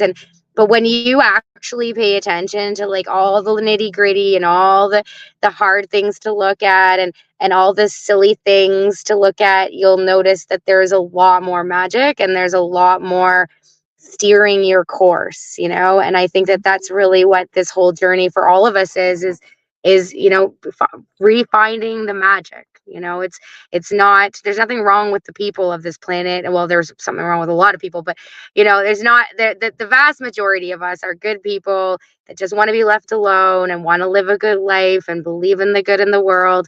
And I think ultimately allowing for that to, you know, come to fruition by encouraging people to be in alignment with their greatest good and in alignment with their greatest dreams is the way it all changes. You know, I truly believe we are the plan. And if, like you said, you know, there's a little bit of a thing happening in the background. The way I see it is, I just want to meet that energy field.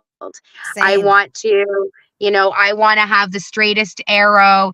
I want to be practicing forever, so that once that, you know, the arrow flies, it picks up like the wind. You know, like if the wind is in this direction, I need to be making sure that I'm I have a good enough arrow flying in the same direction so that as soon as it pops off, it just goes, you know. And I know that you'll appreciate this. And for those of you in the those people in the audience that do look at the fringe and all the different storylines, at the end of the day, even if like, you know, this plan of building doesn't work, if the Nasara Jasara, like, you know, reevaluation thing happens, one of the beautiful things is that I have created a way of dispersing my money to the people who believed in the dream first. And that's what I always like to think about, is that like with trust lines and AMMs and, you know, however I grow and however the Wandering Footprint grows and however, you know, the abundance comes in, I now have ways to share that abundance, you know, and it's like very simple. It's just putting the money in an AMM or, you know, like, and so I think that this is what's so fascinating about this journey is that whatever route we're on, I'm trying to like sort of like match all of the possibilities and like try to navigate myself and then whoever wants to come along for the ride into at least a door number 2. You know, at least like here I'm trying, this is what I'm trying, and it'll only work if everybody comes with me. And I also wanted to say, I forgot earlier, you were saying one of our tagline is support local, grow global, rise together. So you were talking about how to like, you know, that whole idea of, you know, small businesses and that kind of thing. And also way earlier, you had mentioned how interesting it is that it's almost like we were told. And when we were driving across the country, 5,000 kilometers, which is like what, 3,000 miles. James said at one point, you know, it's like we're refugees. We can just take our things. And like we had to minimize exponentially, but like, you know, we have a stove and we have you know, like a bed and things like that. And so it's very fascinating how it's all sort of been just like the universe is pushing us in this direction. And I'm just trying to like catch the signs and learn what I can and share what I can. And hopefully more and more people like yourself that get inspired and step through the fear into like, I got this. Like you know, nobody's better than me. You know, I got this. Just be aware. Just be aware of be aware of your life and watch for the signs, acknowledge the signs, and go in the direction that it takes you. We have 190 people that came on to see you tonight, Optimistic Prime. I want to welcome Hydro and Crypto Bacon Bits to the show. Welcome. Thank you for coming. So what is out of all of the tokens that you've created? I mean, you've got, just so you guys know, she's got the Wandering Home directory. She has the OM coin, the Optimistic coin. She has my favorite graphic, is one of my favorite graphics, is the butt token. It's a meme token called the Blue Umbrella token. Can't wait to talk about that. That's this one I'm wearing right now. Oh, okay. And then you have is it Wandering Sovereign? What's the other ones that you have? The Footprints token. I have the Footprints token, which is the leaf and the raindrop. And then I have the Yahweh token. And then I had decided to make my memberships tokens as tokens, not as NFTs. But that's evolving at the moment. I might end up turning them into NFTs.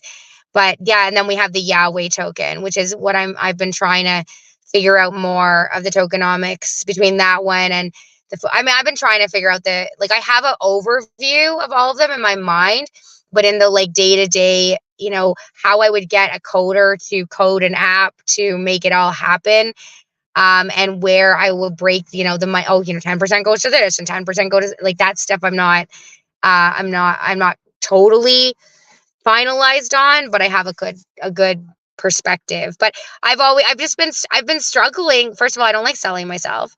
Second of all, one of the reasons why I made the Ohm coin is I thought it would be a great possibility of people being able to, you know, not be promised it going up in value, but have a way to put $2 towards the Wandering Footprint, towards my vision, and help us grow it. knowing that it's going towards at least the attempt to make heaven on earth, and being able to, give somebody the opportunity to donate to us without really donating to us, because, in my mind, those things are not going to be 15 cents forever. And so in my mind, the more I can accumulate Stellar and XRP right now, when the flip happens, the more I'm leveraging those things for the benefit of humanity through the Wandering Footprint initiatives, which is one of the other reasons why I created the Ohm coin, is like, so to fundraise, to figure out the network, to dream bigger than I had ever dreamed before, to try to shift my mental attitude around not being afraid, but like that the answer is through, and it's not the tool, it's the tool wielder. And so should I be the tool wielder, I can trust myself, and therefore, something that could possibly enslave you has the opportunity to free, provide an element of freedom, should it be used for its highest purpose. And, the guys on Star Trek on the Enterprise, Jean-Luc Picard is not carrying around coins, And so I've always been like, a fantasy person of traveling through the stars, right? Like I'm an 80s kid through and through. And so, it's all, and that's one of the reasons why I love Patrick so much is, a lot of truthers these days are flat earthers. And while I have nothing wrong with it, I feel like that would rob me of this incredible vision I have of like being able to go through the stars. And so when I think of, if the earth is flat, I'm imagining it's either hollow or there's definitely land beyond the ice wall. And so whether it's to the space or in the water or over the ice wall, like I have a dream of traveling in anti-gravitational vehicles that I believe one day be like tiny homes and in some like weird, strange dimension. You never know, right? You never know. So when you're deciding to build these things, you mentioned to me a couple weeks ago, you're building them now because you can afford to do it now, because everything's, it costs, how much does it cost you to build something on the Stellar network at this point? Is there a price point for that? It's only like 2 stellar lumens. That's why I built there. So 2 stellar lumens to build on the Stellar, and then the XRP ledger. How much does that cost to build on there? 100 XRP. 100. So right now, minus the 10, the 10 to have your distributor account, the 10 to have your issuer account, plus the 2 for each trust line that you create, lotta. So yeah, it's 100 that you have to burn to make your account, to make your token on XRP, where it's only the cost of opening a wallet on and creating a trust line on Stellar. Even still, it's very economical to build, like compared to if you were going to try to build something on Ethereum or that, like you said earlier. And so you're just able to put your vision out there. You're starting to build these things out. And once, does it cost extra? Like when you build, let's say for your Ohm token or coin that's on Stellar, you can call it a token. Just call it a token. Token. Can you modify that? Does it cost to modify it every time you modify it or anything like that? No, but this is where the real conversation shows up. And this is sort of why I wish I had more and more co-creators, because it's, you can close the issuer wallet on both XRP and XLM. You can close the issuer wallet, which makes it so that like no more tokens are issued, but no more changes can be made to the token also. And so this has always been like a real dilemma for me, around like the thing that I could get into like so many different avenues, but the thing that they will set up with a CBDC. So because I've made tokens, I know how CBDCs will work. I know how the average company will create a token, because I did the exact same thing. There's no difference between that and what I did. The difference is you will be forced on that one, and you will not be forced on mine. So basically the element of control comes through a thing called clawbacks, and like you can put parameters like freezing a token, allowing, not allowing somebody to sell and buy and sell it, and things like that. So that only happens on the token itself. Now, obviously banks will be, they'll have their apps and they'll have their, their control mechanisms through there, but the CBDCs will have control mechanisms. Now, as a person who's trying to create heaven on earth, trying to figure out how do I keep the whole, the nomads safe and the homesteaders safe, and what would justify the revocation of a membership, substantive evil. Should I find that somebody bought a membership and bought OM tokens and end up being a substantive evil individual? This is where the decentralization, and this is where, this is the argument of the evil people too, where, do we want to be able to claw those back and say, no, you're not in our ecosystem, you will not, do we want to be able to freeze those tokens and not allow somebody who is participating in substantive evil to, participate in our ecosystem? And so these are the questions, the very moral dilemmas that I have, because, should I close that off? It becomes, it's a free market, right? Which is also part of the believing and the trust that it's all going to work out, and that, you're not God and you're not somebody that should be controlling things. But, these are all the little things that you have to look at. But no, to answer your question, none of it costs extra money to change or modify or anything like that. So this is again, this is what is awesome to me, because you just gave this example and these reasons as you're building your token, and you have to make these decisions. And we complain about the monetary system the way that it is, and the folks that were in charge, and yada yada yada, right?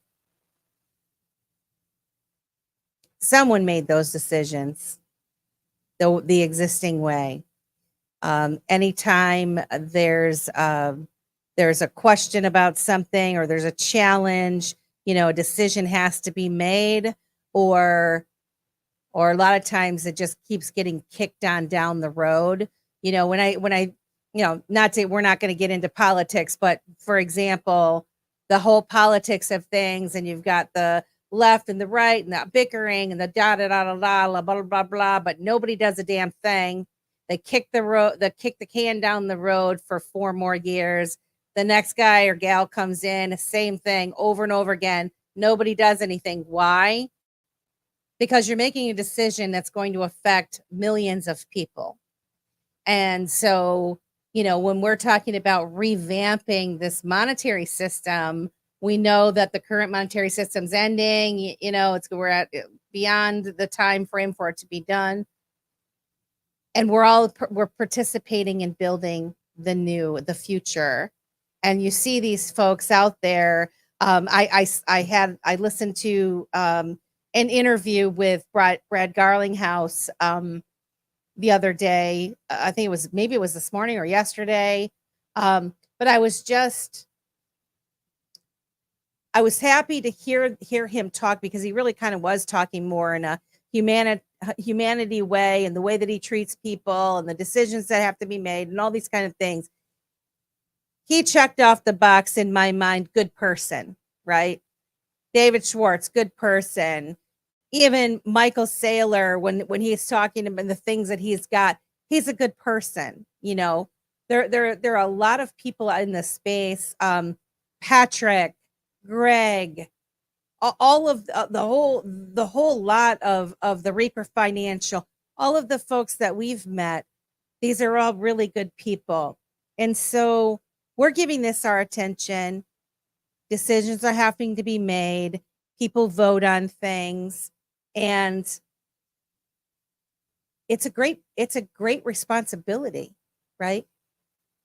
You're trying to build something. You are building. You're not trying. You are building something, and you're being faced with the same questions and challenges that these people high up, like you're saying, the CBDCs, they're checking off, and they're looking at the same type of decisions that have to be made, and they have teams of people that they're chatting back and forth, and what they're getting paid tons and tons of money to make these decisions.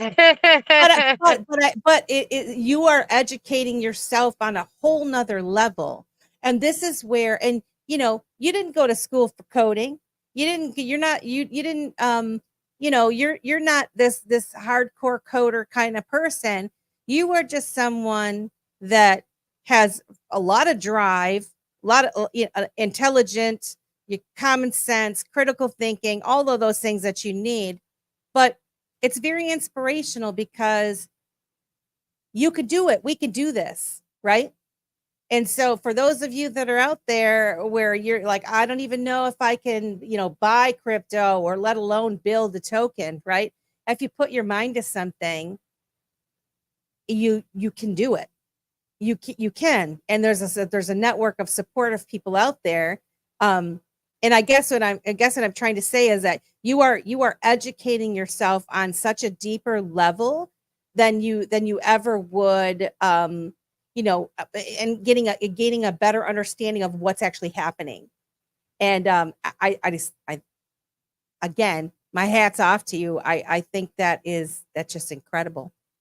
Well, it's exactly what you just said. I think that this is one of the reasons why I did it, is that, so I was part of this organization that was selling their token on Ethereum, and they were trying to convince me. I was the Titan of the Truth Tribe, and it was the best. And I loved that title, and I loved this group. And they, like all the other groups that I've participated in over the past 4 years, dissolved. And it was very upsetting for me. But one of the things that they had been pushing is the Ethereum blockchain. And I was like, no. I'm like, how much money do I have to have a token? They're like $10,000. I'm like, no. So when I found out that Stellar, I need $3, I was like, yeah, that's more my kind. That's my type of thing. And then I thought, oh, if I can do it, then I can teach other people to do it. And then like maybe together we have like this like thing going on, synergistic thing going on that like creates a new out, because I'm very clear where they want us to head. I'm the kind of person who was shocked to find out we were not in re-education camps at this point, And so for me, I feel like we're not in re-education camps, and I'm talking to people in real life, and I'm not masked up, and I like cannot get a job again. Okay, we're definitely on like a closer timeline to the highest timeline than we ever were 4 years ago. So I'm all 100%. For that. And so, and so I'm just like, I don't know how and this is the thing, this whole thing is, I don't know how it's going to work. 4 years ago, when I made the token, I had no idea how this is all going to work. And I didn't even know if I was right. I just thought I need to learn. And I thought if I learned how to make a token and I learned the parameters around a token, I would at least better comprehend the structure of what we were about to get ourselves into. And so to find myself 4 years later in this community with you, talking on Ladies Night about crypto, like, what are you talking about? I am not this person. And making my cool ass blue umbrella token out of, this idea of like, finding the humor in the horror, because ultimately we live in hell on earth. And so, but heaven on earth is just so close. It's collecting rocks, it's going out to the back 40 and chilling out in a campfire with your family. It's counting the shooting stars. It's rolling down the highway with a diesel and saying, screw you. And it's the small thing. It's the memories, because when you die, the thing that you regret most is the memories. And so, when you look at the people who die and they, the things that they say, like, I didn't spend enough time with my family. I didn't pay enough present moment thing. I didn't accomplish the things that I set forth to. I put too much. It's all about time and energy and memories. And so being able to try to, do that in real time while we're going through it, to empower people to find different avenues to empower themselves. And that, like, I truly believe that what we're going through is the rising of Christ consciousness. I believe that the second coming of Christ is that Christ arises in the individual human, and as a collective, we live into that highest frequency, that highest reality of, like, together through compassion, love, kindness, forgiveness, all the all the things Jesus talked about. Yep. That we then bring heaven to earth, bring him back in the light of our living. And that ultimately this, whether you describe that as, the Taurus field and the Merkaba, or whatever your jam is, 5D, although 3D exists, it's still here. Whatever it is that you sort of align to your highest timeline, the greatest possibility, I believe that is heaven on earth. And so I believe that each individual's story matters. Their journey matters. Who they are matters. How they got here matters. How they navigate the tightrope that is this experience, because it's a tightrope. You go this one way and you get into CBDCs. You go this way, you get into, I don't even know. It's just a whole bunch of horror. And, every day I look at the news, and I'm a truther, so I'm always talking about the truth. And it's terrifying.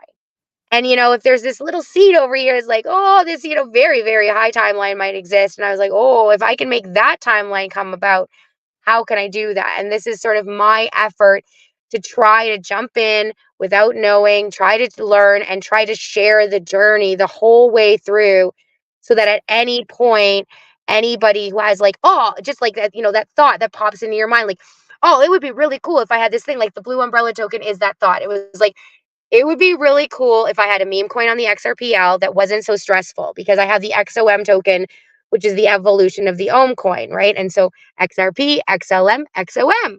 And it just so happened that my token originally was 2 letters. So I could make a 3-letter call with using the X. So I thought, that's serendipity. So your friend Shay's here.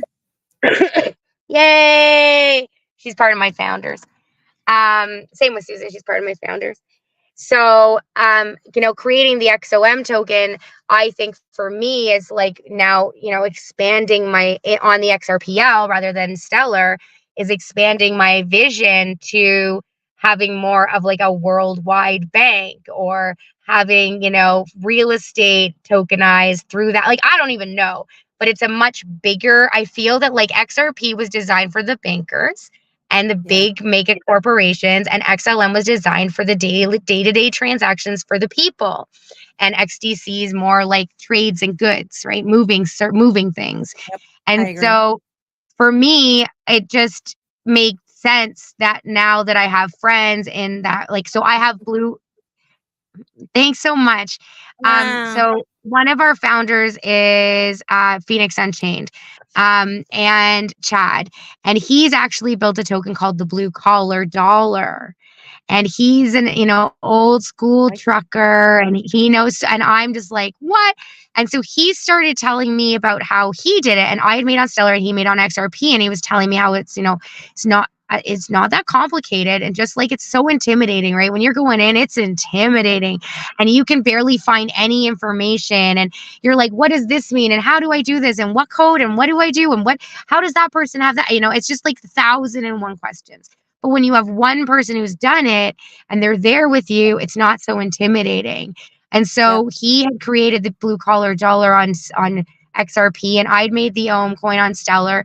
And we both have a similar vision, except he will obviously be the one in charge of moving the goods between the farms, because that's his expertise. And we started communicating. So I actually, with your membership, you get Blue Collar Dollars as well as all of our other tokens. And to answer your friend's question earlier, I will get more into Footprints tokens, but that's one of the ways, is to get a membership, and then you earn these things through your participation, as well as you get a whole bunch when you first sign up.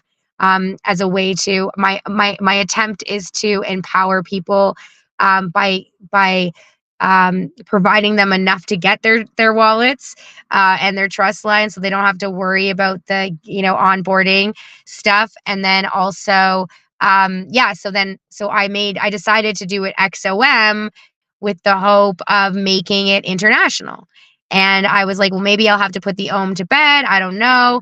So he built his blue collar dollar on Stellar, and I built the ohm as the XOM on XRP, and I actually remade it on Stellar too. So I don't know how it's all gonna go. Like XOM token's just sitting there. It's not been given out. It's not for sale. Yep. Okay. It's just there so that I don't mess it up, because like the ohm coin really was like, at first when I first coded it, it was 0.5 of an XLM. I don't know what that meant. Then my developer disappeared off the face of the planet. So we spent like a year trying to figure out how to save this token. Like I had no idea how to create the file that created the like picture as well as the description. And so, and like there was no information. It was like the day before the website went down where it was being hosted. The website went down, and the day after, I finally figured out the Tomo file. And so, and that was a year later. And so in that time frame, I came across all the, the QSI group and the Stellar group and Quantum Brownie and Kabbalah Guru, I think that's his name. He's like, he's really interesting. He does crypto too. And all of them were talking about Stellar. And so through that, I got reintroduced to Lobster and how many differences. So when I first built the token, you had to leave Lobster to create a trust line. And now it's just directly. So when you're in Lobster, if you go add asset and you put in optimistic.exchange, my tokens will come up. And so if you actually type in optimistic.exchange into your search bar right now, that's actually a website, and it's only the one asset, because I need help with this kinds of stuff. Like I am definitely not a developer. So I finally found somebody willing to give me their time. And so like I sent them, I can't remember, like 20,000 or 200,000, maybe 2 million ohm coins, right? Because they're like, the value is so little. And so, yeah, like I said, it started off at 0.5. And then when I figured out how to save it through that, this is my, I don't know if the survey is still working, because we actually had our survey stolen from us from Google's shut down all of our surveys 2 months ago. Really? So our membership surveys and my ohm coin surveys were all taken down along with all of the responses. Why? But they never told me. I wrote them like 7 times, like maybe 10 times, like every week I'd go in and be like, please tell me what I wrote wrong. Like I will delete it. Like give me back my crap, And so it was really like, I found this journey is very much like that. Like a second, I think that we're at that threshold of like, everything's going to work out in our favor, and we're going to have 100 people that are going to get their memberships, and they're going to go and buy a blue umbrellas, because we sell blue umbrellas in my Optimistic market, just so you know. And like, these cool shirts with the like logo, and they're going to buy the NFTs for the blue umbrella token that I have on Sologenic and XRP.cafe, and all these things. It just doesn't happen. And it's always so confusing, because there's always something that comes up. And it's like this sort of kick in the face. Like the day I was supposed to have like this Zoom call with like 1,000 people, that my one video had gone viral. Somebody had shared it on TikTok. It had been seen 150,000 times. People were like, oh, she's built the thing we want. Like all the Wanderer people sort of found me.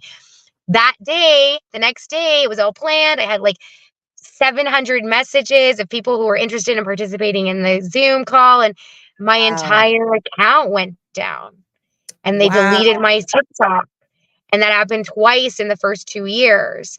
And then like, there's like, and then the app platform will update, and then they'll put something new where now like your location is always putting in there. And I'm like, I don't want that. It's just like this never ending process of accepting divine timing. And that's sort of where I'm at, is that every time I have like a setback, or there's something that I have to figure out that's like way outside of my wheelhouse, it's always like the next step that has to happen till the next step can happen. Like each step has its divine purpose. And the divine plan is on its way, and it's just the effort.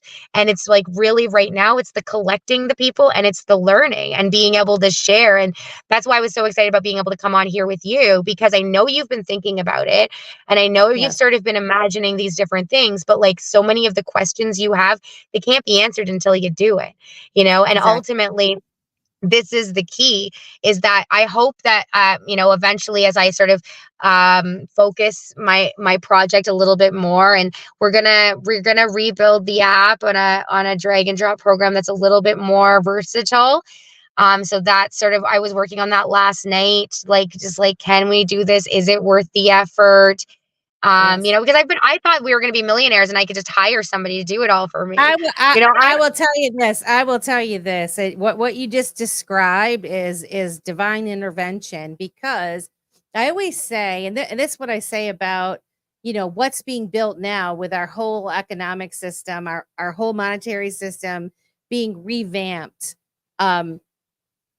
These things, they can't be built in a day, right? They get tested out in small markets. They can't go large until they're ready to go large, until everything is tested. And so perhaps you showed yourself that there's the interest out there. Okay. You had 700 messages, right? That's a lot. That's a lot from one video, but your app wasn't quite right. And so, like I always say, when you start a business up, you know, I was talking on Kita, keeping it with Kita, keeping it 100 with Kita and the crew is tomorrow night, by the way, at 8:00 on X Spaces, and I'll be joining her tomorrow night on that as well. But I was talking about it on her show last week, where I said, you know, there was this fellow that his name is Cheesecake, and he makes wonderful cheesecakes. But say Cheesecake starts his company and he starts selling it, and he just instantly, everybody loves it. He can't make the cheesecakes fast enough. He has so many orders coming in. He hires some kid down the street to try to help him, whatever, but they're not doing it right. Everything is not exactly how it was. And then it grows so fast, so large, so fast, that you're not prepared to handle the traffic that comes with it. And then you get the bad reviews and all of these types of things. And it kind of can kill your idea. And so, given the challenges that you've had, and you're teaching yourself on how to build these things, it was a blessing in disguise, really. I always look at things like as a blessing in disguise, and actually Money Paradise says every obstacle is an opportunity. Absolutely. And Susan says, trust the process.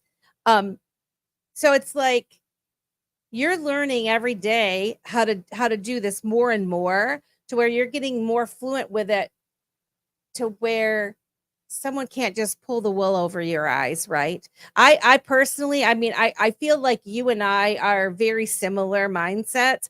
I want to know what I'm doing. Okay. I want to hire somebody to do something for me, but only after I know how to do it. Right. I mean, not that I don't trust people, but I look out for number one. That's just how I am.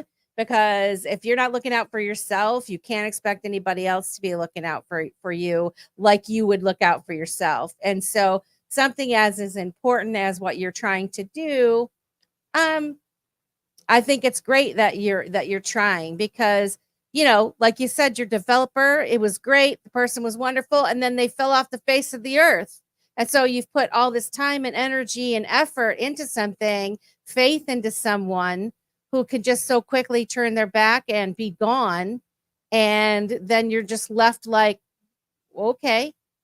So I think it's wonderful that you're trying to learn more, and hopefully through this show and in other shows that you've been on, you're coming in contact with different people that can actually help you for real, and guide you through, so that you don't have to trust and depend on someone 100% for building your app. Because I think what you're building is very important, and it's great. It's like similar to like we're we're campers that go, what do you call it? Dispersed camping, where you don't actually pay, like, but you can go stay on, I think it's on federal land for free, right? But you have to know where to go. And you just show up and camp. And then there's other people that, yes, they let you, then there's boondocking too, right? And so they have apps and sites for that, but they're not very good. You know what I mean? They're not super good, the ones that I visited. In fact, it's very difficult sometimes to find it, because I think the boondockers or the people that know where these free camping sites are, they don't want to tell. They don't want to tell people. Yeah, well, this is the thing that's interesting about it all, is that when I find things like that, I add them to the app. So one of the keys that I've sort of fostered through this process is anytime I find any app or business or product or whatever it is that looks even remotely like mine, I obviously immediately get the, oh no, they're gonna do it better than me, and then I just add them to the app. Just add them to the app. And like, you know, right now, this version is just collecting. So it used to be called the Tiny Home App Directory. And the reason why I called it the Tiny Home App Directory is I was hoping when people were looking for tiny homes, it would be the first one that came up. And then I realized that, you know, we're all on this wandering home. We're wandering home to ourselves, to our connection to the all that is, to our highest timeline, to home, you know, the proverbial home, the very first resonance that ever existed in creation.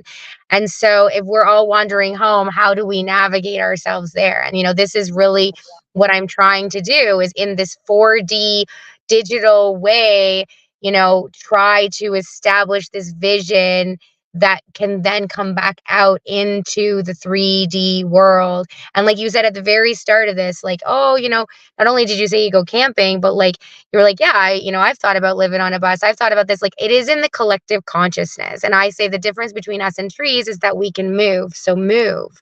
And, you know, this is what I believe, you know, this is where we're headed. And so it's like, how do we and empower that? And how do I empower that? Like, I live on this bus.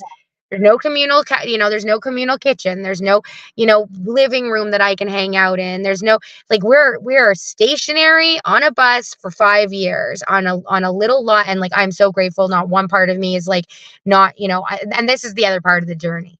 Like, whenever I have any interview, I always say this is like, when I get my house, you will not see a person more excited about doors. In fact, when we build out Metatron bus with like one door, I will be like, and like cupboard doors, like I have not one door in my house. And so it's like, well, I have like 2 doors underneath the sink, I guess, but the sink isn't hooked up. So our water's outside, our shower's outside, our fridge is outside. We haven't had power for 2 years, and we have no doors except the front door and the back door of the bus. And so for me, the level of gratitude that this life teaches you is so different. And I say that, like, I would say that this journey is really, that coming home to what's important. And, like, even though they say, like, you will eat bugs, like, I think you should be eating steaks, but, maybe like not, maybe living a little bit more minimally than you're used to. And you can eat a termite. You can eat a termite or a cricket or something, right? Well, I mean, side note, Melissa, the irony is that when I first met my husband and I was like, what do you want to be when you grow up? And he's like, I want to be a blacksmith. And I also want a food truck that sells crickets. Interesting. And so fast forward a freaking decade, the two of us are like, what is happening here? Like, it was supposed to be a choice, but like, we did previously choose it. But like, I'm against the being forced into this scenario. But I just thought it was so ironic. Like, same thing with the living tiny, right? Like, same thing with the living minimally, using less water, using less power, like all these things that they have on the sustainable goals. Like, they're not necessarily bad.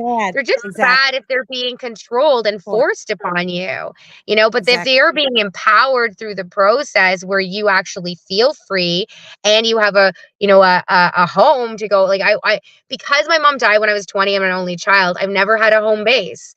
And so I've just like, I only have what I can carry.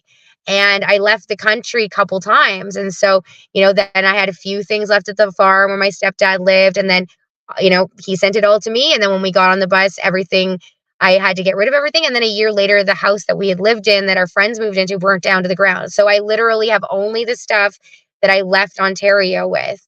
And so, it's the lesson, right? In the like present moment and then moving forward, which is very similar to blockchain technology. And this is where the cross-pollination of sovereignty come in, is that it is our belief, me and Chad and a few other people that I know, it is our belief that the control mechanisms around sovereignty lie in futures.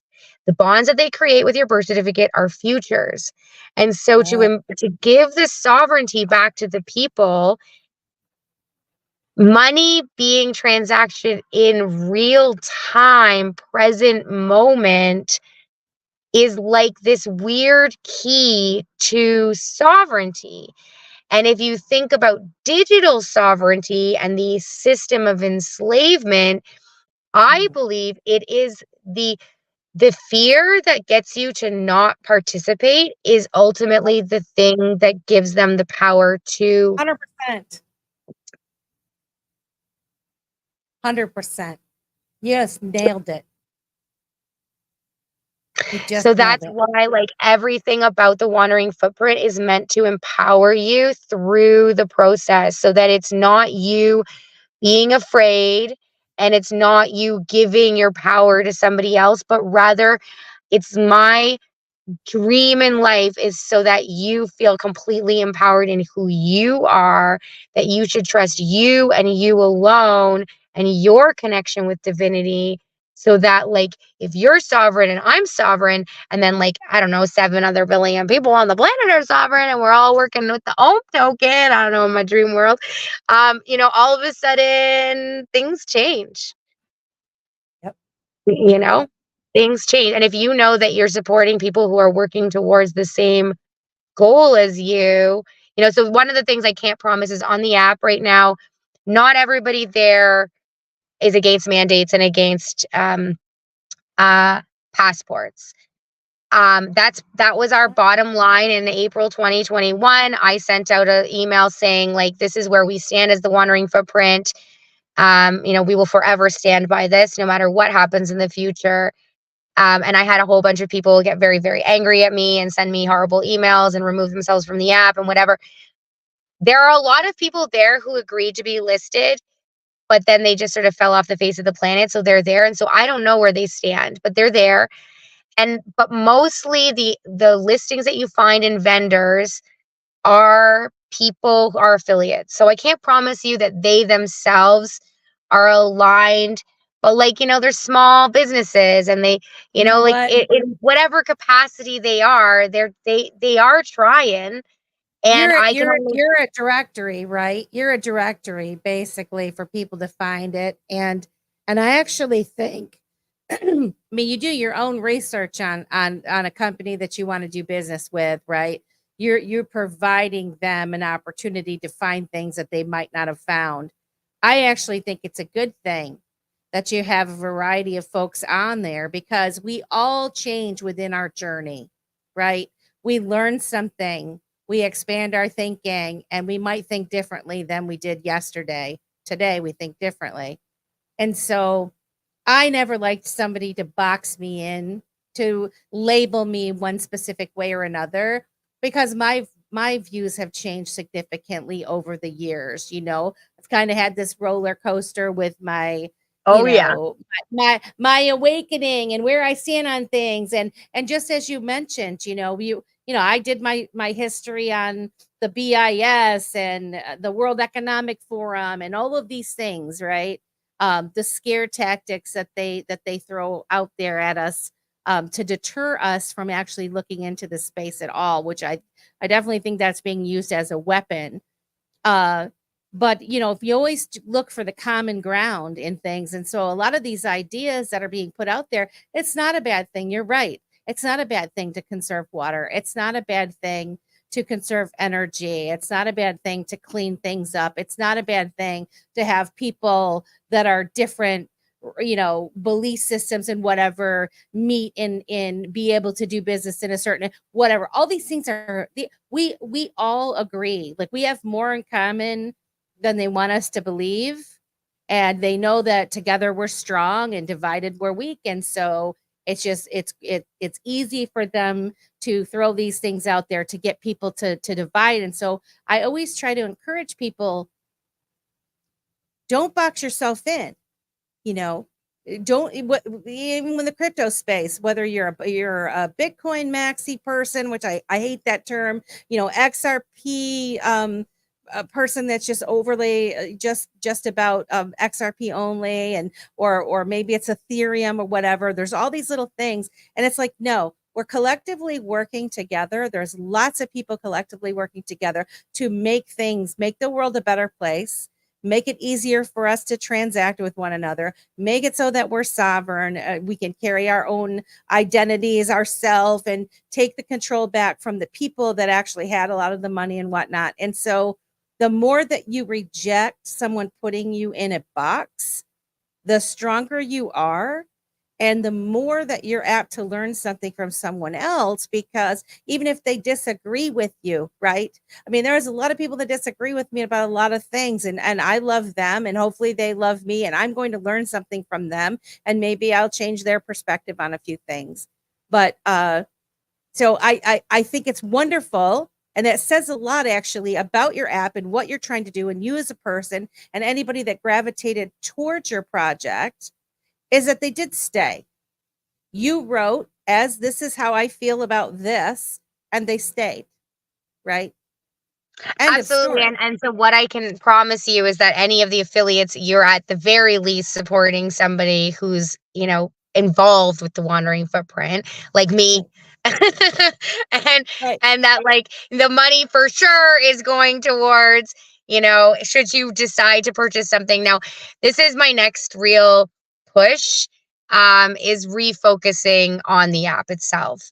And that will probably, you know, go through all the affiliates, figure out which ones have expired, figure out, because I have like 500 affiliates on there. Wow. Because I have like a whole ranking system to try to like encourage people, where this is how you make this is how you get footprints tokens, is by volunteering your time. Now, you know, where Patrick has, I don't know what he's using, and I really wish that there was some system that was set up airdrops a lot easier, because I've actually have to do everything manually right now. And so in my ideal world, like, the app will be able to like verify how many hours you've contributed to the, you know, adding listings and participating, whatever. And so there's an automatic, but footprints tokens are this idea I have to for work trade. So when we actually have our farms, you can, you know, you can work trade, so right now, where I stand right now is, unless a better tokenomics idea comes up, is that each footprints token represents 1 hour of your time.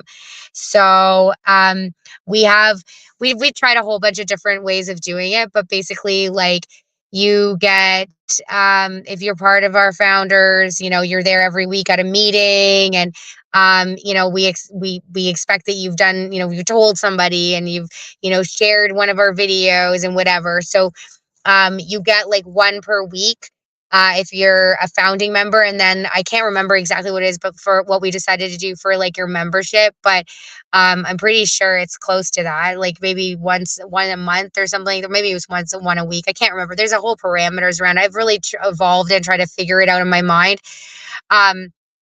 Because, you know, the whole point is like, what could it be used for in the future? So in my mind, yeah, that's the footprints token. That's Becky. She's my girl. She showed up every Monday. Our calls used to be Monday nights. She showed up every Monday night for a year before anybody else showed up.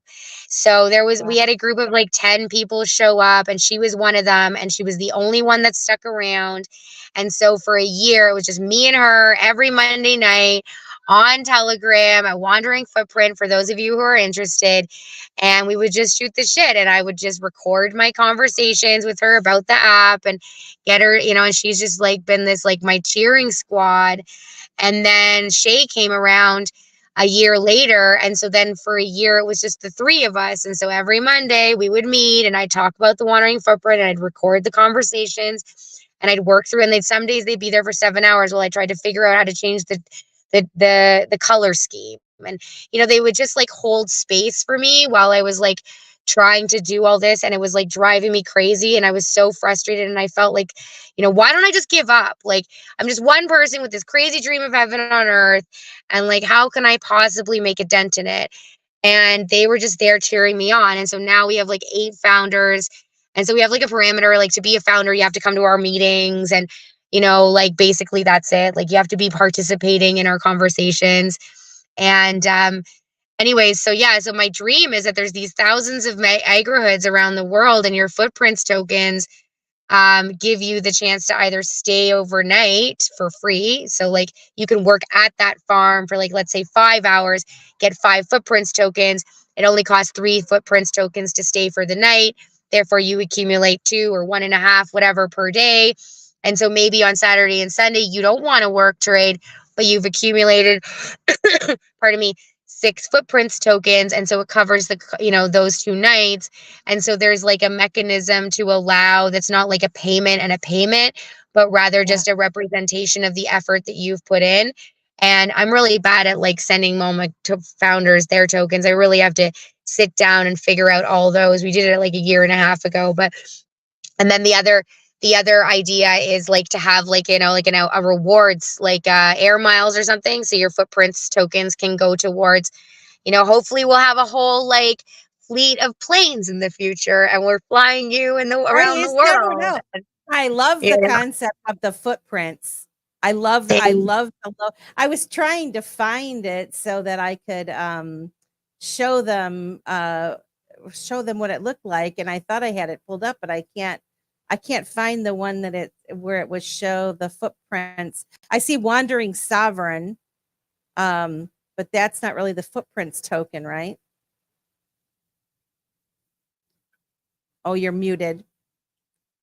Sorry, it's not on the wanderingfootprint.org/footprints. No. If not, you can just go to Becky again. Becky's on Becky's logo here that you just put up. Those are my footprints. Page not found. I probably put it in. Is it Shay or Becky will look for it. They'll look for it and they'll put it in the chat. They're really good that way. They'll find where it is on posted and they'll send you the link. There, but see this if you can is it. That's the little feet. I think that's super cool. And you're saying, I mean, they could be used for a variety of things, right? I'm really digging that idea. And I mean, so basically for those of you that are, interested in building something, I mean, so you're kind of incorporating it. You've got the app, you've got the idea for the vendors and whatnot. And then the people that are contributing to help build the app are able to earn these footprint tokens as they're doing it. Which helps the app grow, and they're putting in their time. I mean, a lot of people would do things when you come across people that are very passionate. A lot of people just do things for free, right? Because I mean, just like the stuff that I'm doing, my whole crew. I mean, my whole life, like everything that I do, my Ryan's like, are we making any money on this? And I'm like, nope. Same with my husband. Not a dime made here, sir. But if it's any consolation, I'm learning a whole lot and I'm meeting wonderful people. And hopefully the decisions I've made are going to be fruitful in the near future. At least it's what I see anyway.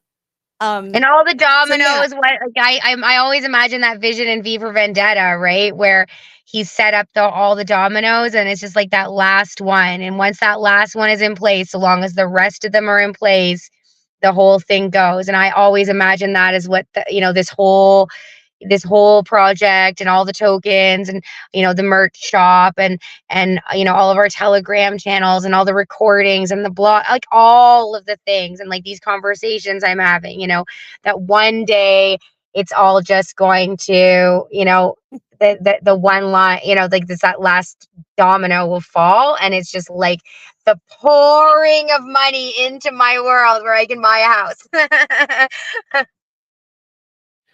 Simon's laughing at us and says, and now we're going into a 3-hour show. Yeah, I saw that.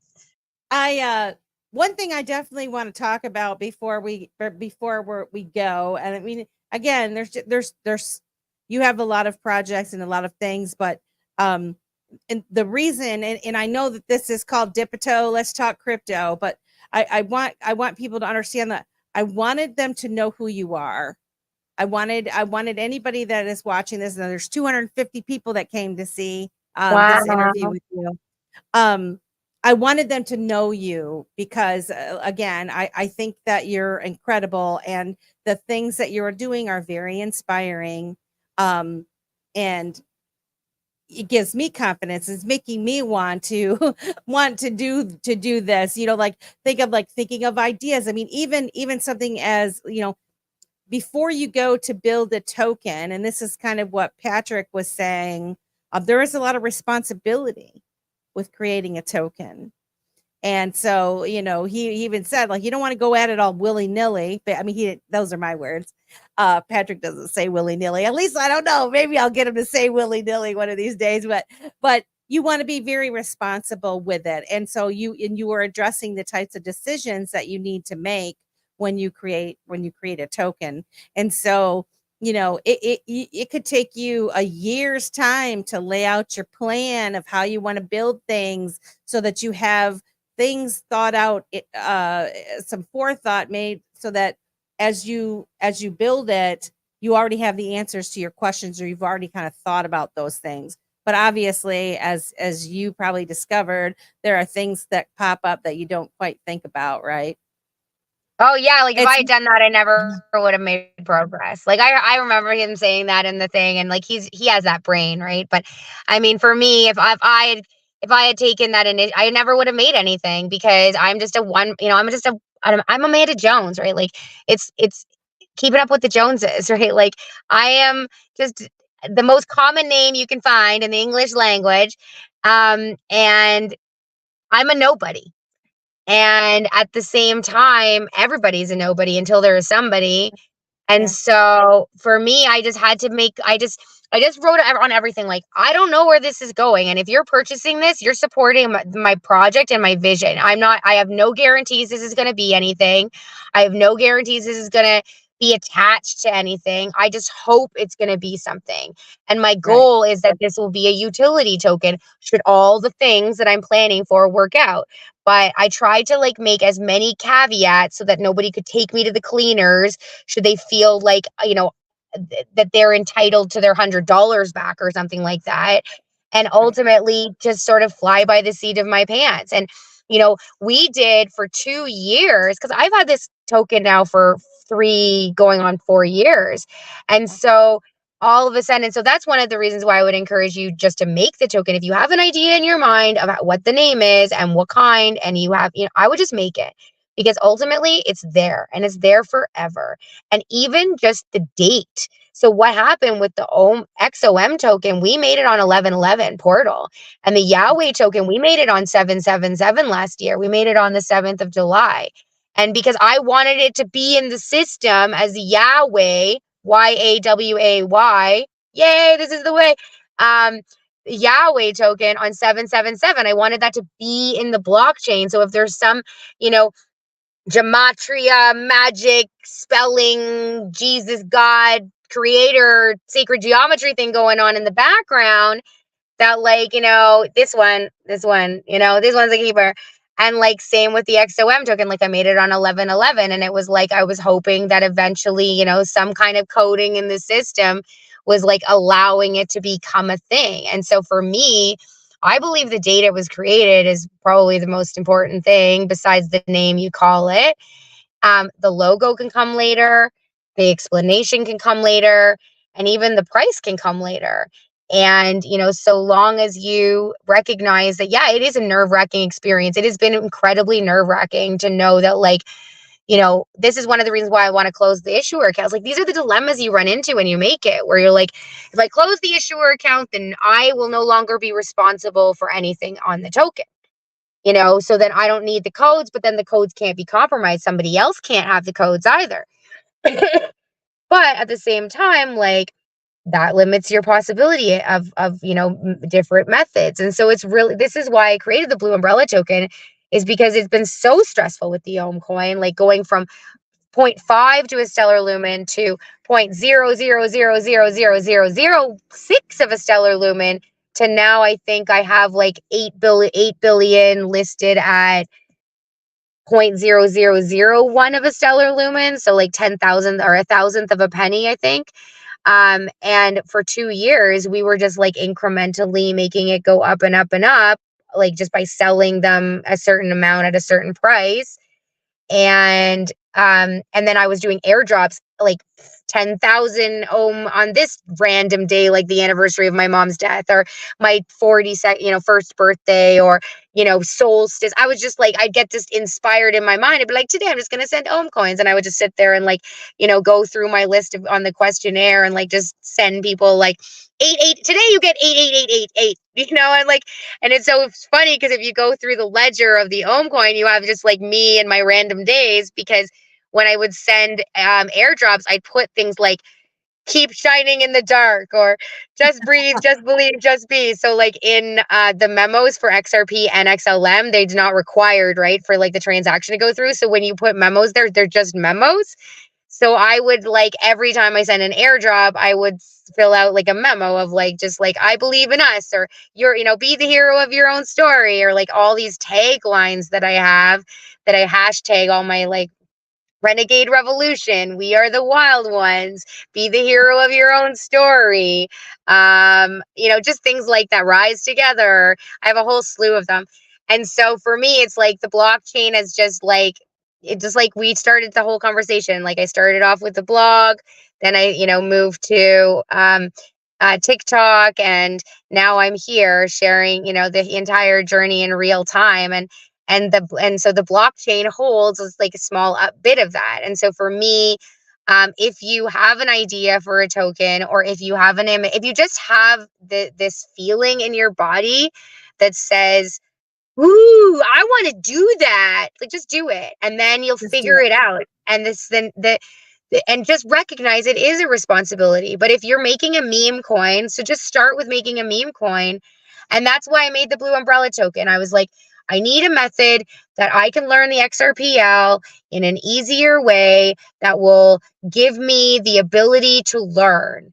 I need to learn about AMMs. I need to learn about how to make the token better than like, what I had made, because I made the XOM and I'm so afraid of, not doing it right. And so I was like, you know what, this will be so much less stress. It was like a whim of a moment in February 27th. I made it February 29th because it's like that was the leap year, right? So it was like this quantum leap day. So I made it on the 29th. I decided it was going to be like, bam, bam, bam.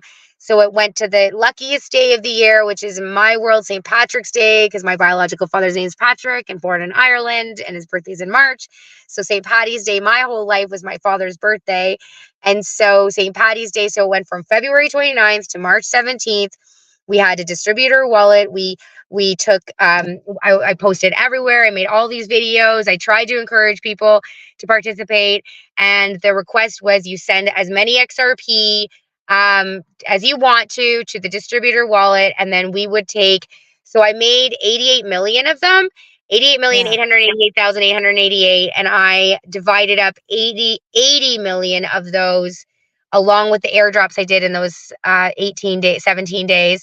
And then I distributed 80 million of them in proportion. So the person who sent, so I think we brought in 604 XRP. And, so one XRP, you got 1/604th of the total, if you sent it. So it was completely divided. So we did the math, and we each paid 0.0000075 for each Blue Umbrella token. So now, in order to buy Blue Umbrella tokens, you have to set a limit order. And we have 18 or 19 people now that have tokens in their wallets that have the ability to sell them to you, like filling market orders, limit orders. Oh, yeah. And so, and And then if you buy a membership, a membership, they come with, I've decided, because I actually bought I bought Blue Umbrella tokens, and the Wandering Footprint also purchased Blue Umbrella tokens for our initiatives. So I've decided to include at least one Blue Umbrella token. I think I got like 1 million for the Wandering Footprint. So that's another way to access them. I think that I haven't really talked to my group yet, but I think that that's where I'm going to head with that, because I also made a caveat on our NFTs, that if you hold 1,000 Blue Umbrella tokens, then our 88 XRP for one of our NFTs will go down to 44. So I thought maybe I should just include 1,000 Blue Umbrella tokens in the membership, and that way it automatically, provides them with the trust line, with 1,000 that they can sell at any time, which will increase, help us increase the limit orders. Because right now, a lot of the people who bought them are just sitting on them, right? Oh, but it's going to be something, but it can't be anything if you don't list it at it's so interesting to sort of watch how this is going. You're like participating in the back end. You're actually getting like a real live lesson in how the tokenomics and how this stuff works. Right? Like without the stress of it having to be anything. Yeah. That's pretty darn cool. And my goal is to give people thanks. Yeah. Love the butt. Well, and then there's so many jokes, like, they thought we were all useless eaters, but and for me, it's really just, it's trying. My goal is to get as many people on the XRP ledger as possible. And so if I can make that fun and interesting, while also, not in my hat to like truthing, and, we all know we live in a crazy world where maybe there are space lasers and maybe things that are blue don't burn. I don't know. Somebody might have your roof is blue. You might need a blue umbrella, guys. And so my husband and I joke that when he doesn't play along with this game very much, except he does fantasize about properties because he's the farmer. He's the hands in the dirt person. I'm the hands on the computer person. And so he actually made a joke like 6 months ago. And if you go to the website, you'll see at the very bottom, it says Blue Umbrella Farms. And my plan is to go through the website and move all my ideas for the Wandering Footprint Farms onto that page, because he decided it was going to be called the Blue Top Farms. And that whatever farm we get, we're totally painting all the rooftops blue. And we're totally been talking about when we get enough money, we're totally painting the roofs of our buses blue. And if for no other reason, it's noticeable. And if for no other reason, it means that you're at least on that side of things, that you're questioning things, And I actually have a blue umbrella for sale. So today I spent a whole bunch of time trying to figure out how to make the membership easy for people to purchase. Because up till now, it's you have to send me an email and we have to have a conversation. And I have to send you an invoice. And I was like, okay, if I'm going to go on this show, it means that and especially seeing your introduction last night, I was like, okay, you know what? I don't know where this is going to go, but maybe one or two people here are going to be like, oh my gosh, I don't know what she's doing and I don't know how she's doing, but I want to support her. And I need help getting onto the XRP and the XLM ledger, and the membership offers that. So I wanted to make it as easy as possible that they could just go to the website, go to the Optimystic Market and purchase our membership, and then have a one-on-one conversation, because, our funds are getting really low right now. And I might not make the Wix payment next month kind of thing.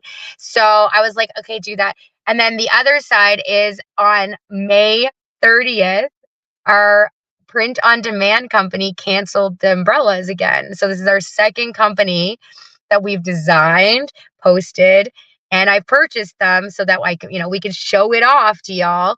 And it's the second one. So on May 30th, they canceled the umbrella. So now I don't have a Blue Umbrella distributor. So this morning, I was like, oh my gosh, I have to freaking at least have the blue umbrellas on the website, so that if anybody sees this and they want to go buy a blue umbrella and support our cause, if nothing else, they can. And so I was designing that today, and I found another distributor. I added it to the app.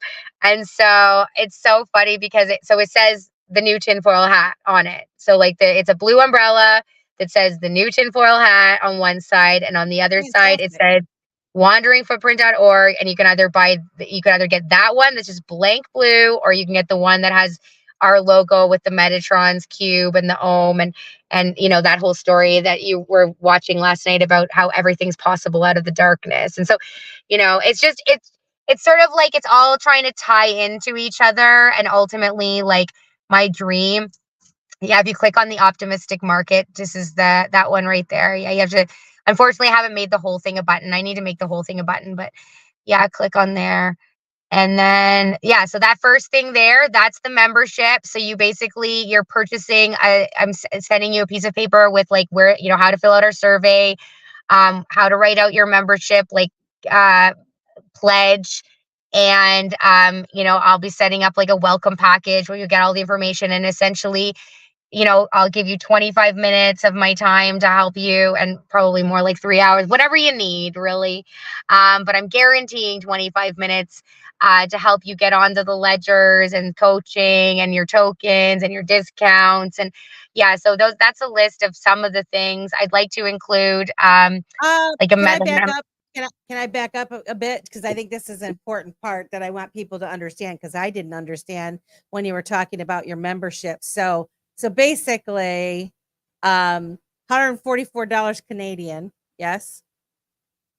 Yeah, we had 111 American because a lot of our sales for our founders were doing over the ledger, and there's only USD.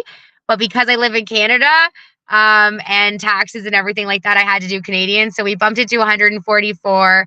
And then it's actually including taxes, because I found out that I have to pay taxes in Canada on memberships. So I'm like, it's included with taxes and shipping for anything that's actually shippable until July 4th. And July 4th is our 4-year anniversary. We actually launched on July 4th, 2020. So this will be our 4-year anniversary. So yeah, so that's why it's up to that amount. But yeah, it's like 100, and it's a lot cheaper if you're from the States. I mean, it's still 100. It's still very reasonable. So basically, if you buy this membership, 2024 membership, you're going to get 25 minutes of personal tutoring on both the XRP Ledger and the Stellar Ledger wallets from you. Yeah. You're gonna get funding. So some of that money goes towards the funding to open your own digital wallet on both the XRP and the Stellar Ledgers. And when we say funding to open the wallets, you have to have 10 XRP to open a wallet on the XRP ledger, right? Or any XRP wallet. There's a 10 XRP reserve. And then Stellar has the same thing. And what is that, 1 or 2 or something like that? Only 2. Yeah, I think it's actually only 1, but I always put 2 just to make sure. But right now, you can afford to charge 144 because 10 XRP to start a wallet is not very expensive as the price of XRP goes up. So this type of offering will have to be adjusted as you go forward. Absolutely. Like, obviously that's the thing, is like, I'm trying to make it so that because I feel like the window's closing, right? Like the ocean is coming back, like the sea is parted, and very soon it will no longer be parted. And so I started doing the math in my mind, and I haven't talked to Patrick and Greg about it, but where it says here, funding to create trust lines with all our tokens, and those are projects we support. I believe in the Reaper project so much that we were discussing last week in our crew call to include enough XRP for you to also create trust line, because it costs 2 XRP for every trust line you make, right? So even if you just want 1 of that token and it's only, you know, whatever cents, you still have to have 2 XRP to make the trust line. So we were discussing, not only do you get the 10 to start it, and the 2 to create a trust line with XOM token, 2 to create the trust line with the Blue Umbrella token, 2 to create the trust line with the Blue Collar Dollar, but also and also token, you know, you get 1 Blue Collar Dollar, 1 or maybe 1,000 Blue Umbrella tokens, haven't decided yet, and you know, maybe 1 XOM token, just so that it opens the trust lines, and then you can decide from there what you want to do. but also doing that with, Arc, Ascension, and their gold and silver, and the Reaper token, because, any way that you can get passive income, right? And like, basically, I just want to empower the people so bad that I want to do everything I can to make it as easy as possible. And so I figure I want to back you up again, because this is dip a toe. And so we've been talking about you developing on the XRP ledger and on the Stellar ledger. From what I'm understanding, you say this particular package that you can buy, this is not necessarily that somebody's going to want to be building on the XRP ledger or the Stellar ledger. This is someone dipping a toe, paying for someone's time to show them how to open a wallet on the XRP ledger, open a wallet on the Stellar network or ledger. You're going to provide them part of that money that's set aside.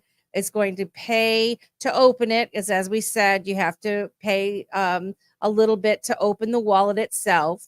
And then you're going to get them started by providing them with not only your tokens, the blue umbrella tokens, blue collar dollars, the OM tokens.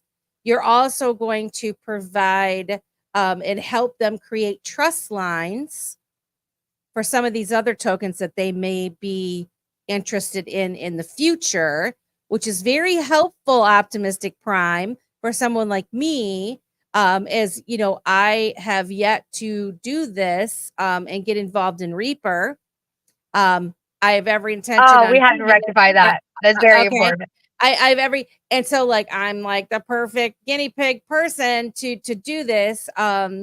And because I think this is very important. So I just want to mention that to people I know we've talked about a lot of stuff tonight.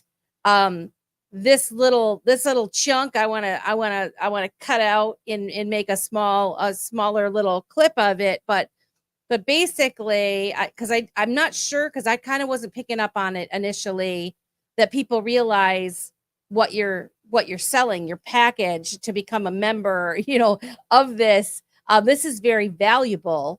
And then, it's also saying the additional tokens from blockchain projects that we support and who support you. And then 10 business cards, 2 sets of stickers, discount codes for merchandise, early access to tutorials and education initiatives within the Wandering Footprint. So it sounds like you're going to get continued education over time. Probably whenever you have a course or whatever, you get to hook up and be part of the community and learn something. You're going to get early access to Wandering Home. I'm not saying that right. Home directory. No, it's home. It's like Wandering Home. Oh, Wandering Home. You're going to get discounts on future NFT projects. There's a community of co-creators, access to crew call recordings, discount on future Wandering Footprint memberships, and much more. And obviously, it's evolving, but this is something that you've built that is just the service alone to help somebody open a wallet on the XRP ledger and set a trust line and have the tokens you pay the money, you're going to walk you through it, you're going to do it, and then boom. Now, as you're walking people through it, they're doing all their own stuff. So you're not going to know their keys and all that stuff. You're just going to be walking them through how to do this, right? Yeah, that's my goal. So right now, once I get my business plan together, there's this organization that can create wallets for us, and we can have like our logo, like a Wandering Footprint wallet with like all the tokens and the NFTs, like your membership NFTs in the wallet itself. But the problem that I don't like about that is that they would own your keys, in fact. And so really, I'm trying to empower you to own your own keys and own your own wallet and own everything, and really just doing everything that's really the nitpicky stuff that's really intimidating and terrifying, and making it as easy as possible, so that when you decide to invest maybe more, even if it's $10, maybe you want to purchase $10 of the ARC token or the Ascension token or the blue collar dollar or the blue umbrella token or the gold and silver tokens that Patrick and Atum Industries has, then you already have the trust line and it doesn't feel so daunting, because I feel like it all feels so daunting. And so if there is any way that I can empower you, that like maybe you leave it and you set it and forget it, and then in 5 years, or sorry, or, 5 years, you just like open it up and like, damn, like, whoa, maybe it went up a little bit, or maybe you decided to get a couple of dollars worth and you had and it was worth a couple hundred and that they've gone up or whatever. And ultimately, my wish is that the Wandering Footprint membership, the Nomad membership, so there'll eventually be a Nomad membership and a Homesteader membership. And my dream is that eventually that will provide you one night for free at any of our participating Wandering Footprint farms, and that there will be a digital ecosystem to ensure safety, and being able to like search a farm that has the pottery studio. You're into pottery this year, so you go and look on the Wandering Footprint Wandering Home directory and all the homesteaders farms that have pottery studios, and then you can find them all and you can go on a trip of all the pottery studios. Or maybe you're into CNC machines and that's your search mechanism, or maybe it's carpentry or a welding shop or archery or whatever it is, that eventually there will be a mechanism to allow for infrastructure and conversations to happen on internally, to allow for this to sort of evolve organically. Don't panic, it's organic. And so that's what I would like the membership to be. And so right now, this is what the membership offers, is what I can do for you today. And that the hope that, so basically if you purchase a membership this year, then you get a discount next year. And so my sort of dream is that like, maybe after 5 or 10, you get one free, or, I don't know where this is going to go. And I don't know how financially abundant we're going to be and how long it's going to take. But like, my dreams are only possible if everybody else's dreams come true.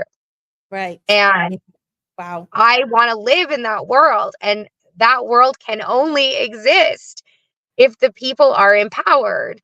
And, so when you like read the thing about the education, like, right now we have one of our crew members going through a whole thing around like learning about the trusts and the bond and the sovereignty stuff there. And then Chad and her and myself, I haven't done it yet. I have all the paperwork here and I paid my dues, are to become postmasters. And so we're hoping to create a mechanism for education around sovereignty and the postmaster and digital sovereignty. And so basically, like, as people come on, like you just said, that you'd be the greatest practice person, right? Like, it's exactly that. It's just like when you're purchasing, just know that you're also purchasing, helping us learn the mechanisms and getting feedback. We need co-creators. We need people that are willing to say, hey, this thing, like, I would have really appreciated getting an email about this, or maybe you should include this in the package, or hey, you have a spelling mistake on page 2, or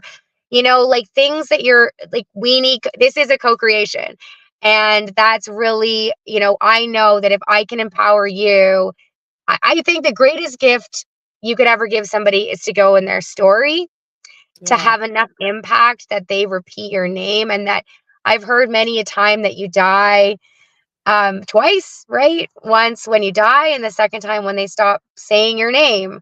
And so, I think the greatest gift I could give my children is the ability to travel anywhere in the world and say, my mom was Optimistic Prime, and they get a warm bed and food and shelter, because I know what it's like to not have these things. And I think a lot of people on the planet do. And so any way that we can create a world where that's the outcome, it's not about the money, it's what the money can do for us. And so I think if you're here right now listening to me and Melissa having this conversation, you're way the hell ahead out of the game, And so just remember that when you're feeling like I can't do it, or it's too hard, or it's too confusing, or just know that you're 1,000 light years away, like ahead of everybody else, and everybody else has to learn it. It's and just, you're not are you going to alone. learn it? You're not alone. And that's the thing. There's so many scammers out there. I just wanted to give people like my face, my story, who I am. Like, I am dedicated to heaven on earth. Like, I will be doing this to my very last breath.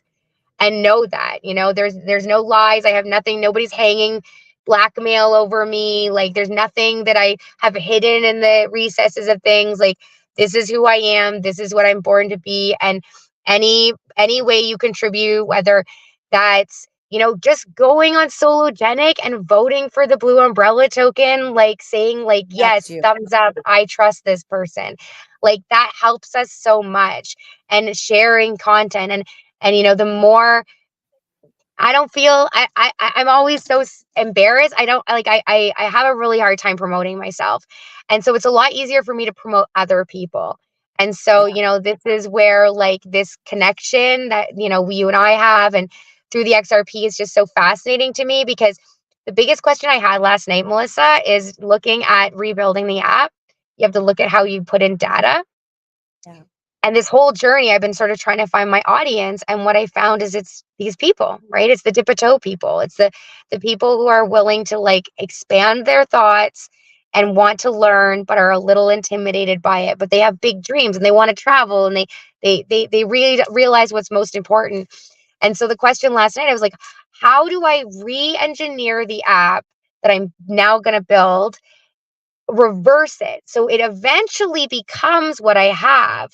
But it starts off with this stuff, with the basics, and, who to follow and what tokens we approve, and like curating that in a very, small way that makes it easier to chew, more palatable, and then turn it into the thing I see. And so it's like I'm trying to like tackle this challenge in as many ways possible for as cheap as possible in the digital world, almost like a metaverse. Like, if we can just create it in the metaverse or create it digitally and we can see it in our mind, then we can like pull it into the reality. And that's really what the goal is. I have to say, this has been a fantastic conversation. I think this is, that's a perfect ending comment from you. I once again, and I know I've been giving you props this whole time, but I'm sincere when I say I'm so impressed. I'm inspired. I know we have 277 people that have remained watching throughout this stream. We got more and more, so they must be telling people. And I'm sure that you've inspired them. I can see it in the comments. Is it Becca? Becky says it's a friggin' bargain. If you ask me, it is a friggin' bargain. That's my person. That's my girl. This is a friggin' bargain. So I would just ask guys, consider this, look into it. If folks want to find more information, where are you hanging out the most for people to find you online? Yeah, if you want to talk to me directly, I've been mostly on X these days, because TikTok, I do post my talking out my shift there. The last 3 videos were that. So now that we have 10 minutes on TikTok, I used to make like 21 sections of 1 minute or 3 minutes. And now it's like 3 of 10 minutes. So you can find sort of like my inner thoughts. I have been trying to post those more on X, although it's a little bit more intimidating because people aren't like, that's not really the framework of X. That's the framework of me. But if you want to like actually talk to me directly, X is where I'm usually posting like, with the day-to-day stuff. If you want to participate in the Wandering Footprint, there's so many different ways. Obviously, the wanderingfootprint.org is where you can get links to everything. And I'm constantly updating that website, making it a little bit more easy navigatable. And now you can actually go to that first page and you can see at least all of our projects. So you're not like scattered all over the place. But we do meet typically on Wednesday nights, typically at this time, which has been really frustrating with the Dipito because I want to watch all your episodes live. On Telegram at Wandering Footprint. And if you just comment on anything on that page, we can invite you over to the private discussion page where there's not a lot of us. I mean, all of my founders there and my members are there, but but you can get somebody at all the time. Like that's sort of, Becky and Shay and the rest of the crew, that somebody will answer you and at least we can steer you. We also have a Telegram channel, Optimistic Ohm coin, which we post, all the updates on the Ohm and the Blue Umbrella token. That's what we've been focusing. Like that's more of our crypto page where, like that's really where I've been trying to bounce ideas off of with the, all the tokens and stuff like that. So, I mean, wanderingfootprint.org really does have like as many of the links as possible. And you'll find us somehow. I mean, I'm pretty much on the internet all the time. So what is your handle on TikTok? Yeah, actually, I'm glad you asked that because I have like 10 imposters. So please, I will not message you. Like, please, for the love of God, don't answer people who message you and offer you. Like, this is what's so scary about my project is that I'm trying to offer you support and there's so many scammers out there that are trying to steal your money in my name. So my official TikTok right now is Optimistic Prime 5.0. You can go to wanderingfootprint.org and the link is there. Like if you click on Optimistic Prime, the TikTok thing. But again, it's OPTIMYSTICPRIME right there. 5.0, no spaces, no point. I have about 10 imposters, all with my content, with my name, with my profile picture, and they're trying to steal your money. So thanks for asking for that. And I'm Optimistic Prime on X, and I'm Optimistic Prime on Facebook, but I never go there, and on YouTube and Rumble. Like I'm all over the place. I just don't typically do it. It's a great name. Thanks. We got Simon in the house. Yay, you're back. Thank you for making it a 3-hour show. We were just waiting for you to come back. So I was listening the whole time, and how do I say this? No, earmuffs. 3, 2, 1, earmuffs. This was fucking epic. What you're doing, and I'm listening to you. Like I can't even see your facial expressions. I'm listening to you talk about your journey, what you're doing. I'm like picturing you in my mind, and like here you are. Here's your day, chilling in the bus, and you're just like, okay, time to program today. Do some of this.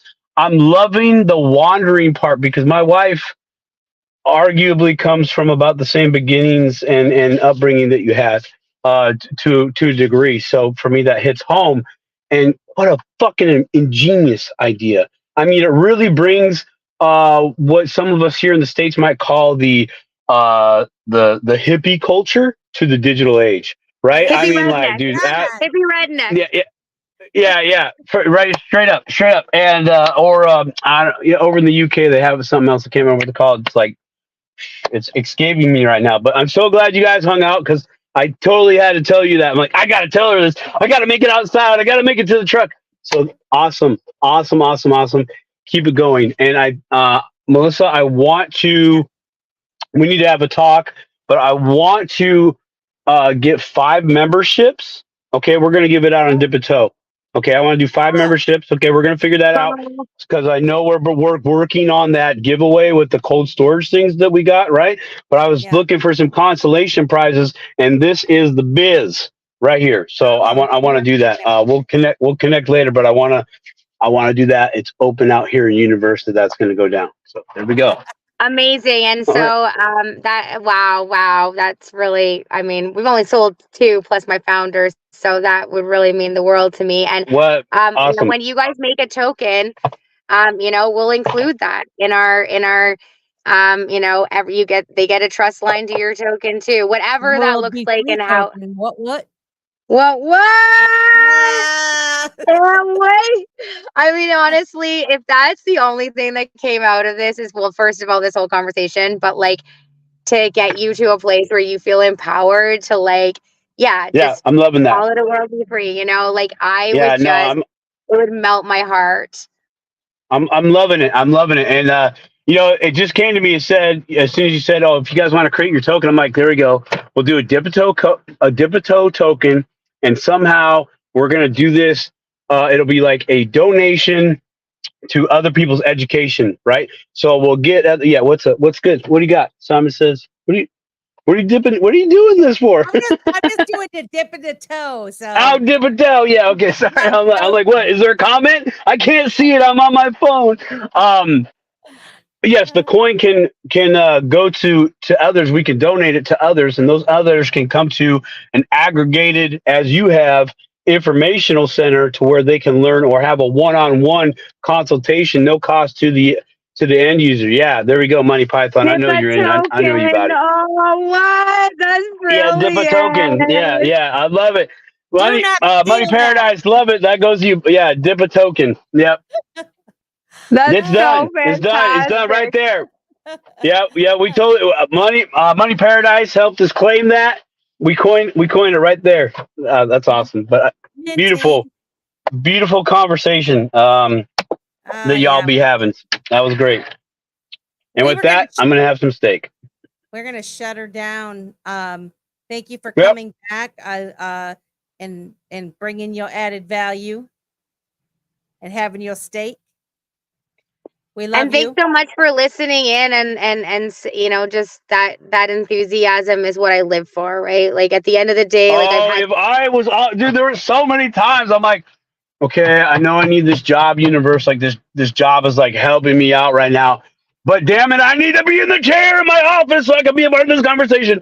But that's okay. Next time. Yeah, so I would love to, now that we've really like planted this whole foundation, you know, being able to like do this next step of like the more in-depth questions and the more in-depth understanding, and maybe even like your feedback, because really your feedback and like what you see works and what you would love, like when, you know, sort of like the ideas that were popping in your mind when you were hearing me describe this, like these are the things I need. And so, you know, at any time, whether it's offline or a different day, obviously, when you're not working, you know, I like recording all conversations because I feel like I'm going to be this person anyways, whether you're no, that's a smart play. I might smoke a cigarette or whatever. So does Terrence Howard. Yeah. Pardon? I said, so does Terrence Howard. Oh, really? I didn't know. I mean, he's amazing. And I love the way his brain works, but I didn't know that. So yeah. So anyways, I would love if that conversation was recorded, if it was on Dipito or if it was just outside, like really, you know, I really appreciate who you are and what you guys are creating here. I think it's such a beautiful service to people. And I think, you know, like just seeing your little numbers get bigger and bigger, slowly, you know, I really feel like what, you know, you guys are on the same path as me. Like it's little by little, step by step.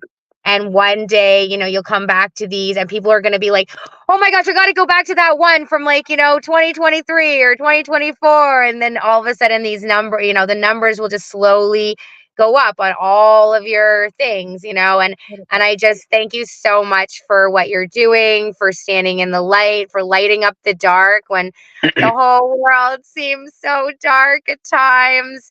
And, you know, Melissa, thanks so much for, you know, being there on Fridays with me and, you know, just in this change that you have behind your name and your name, you know, like I whenever I go to World, I always write your name in World Be Free, and then it comes up more, you know, crypto, and I'm like, yeah, that's the one, but really is World Be Free. And so, you know, and I that's I think maybe why I feel so aligned with you is that like you two have this little girl dream, this little kid dream, and And it's only in holding that little candle in the dark that dream is possible. And so I'm so honored that you let me come on, and I'm so honored that all your kudos and warm fuzzies. I'm just gonna be on cloud 9 for a little while. You just fed me all the cheerleading that I needed to this next step, because I'd like to have like the welcome package be really like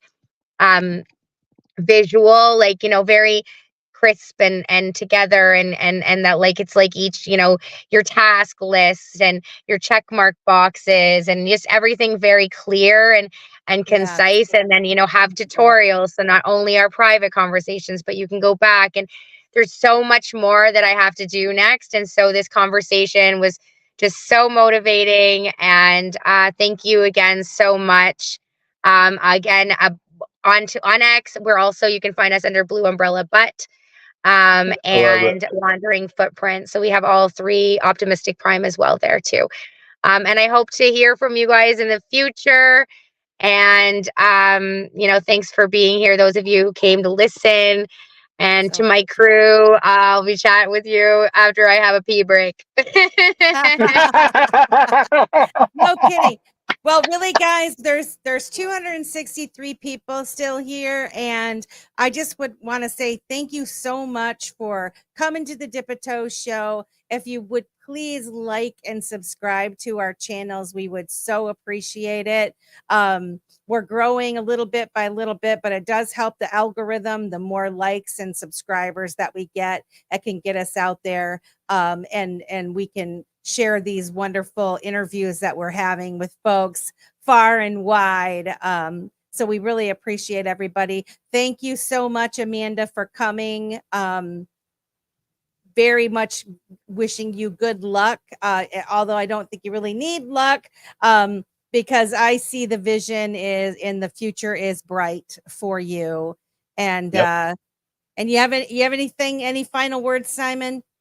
Nope, I got my quick, real boom firework explosion appreciation that this was an epic conversation. I love everything that I heard tonight. I know everybody, the 250 and change people that are still hanging and playing, they did too. So keep doing it. Like, just keep doing it. Stay the effing course. Stay the effing course. And wherever it goes, like, have a plan, but that plan always changes. Roll with that. I like that. And don't be afraid to dip a toe. And always dip a toe. Don't be scared to dip a toe. Break those floaties out. Get your floaties and get in the water. Go dip your toe. We'll see you guys next Wednesday, 8 p.m. Have a good rest of the day. Bye.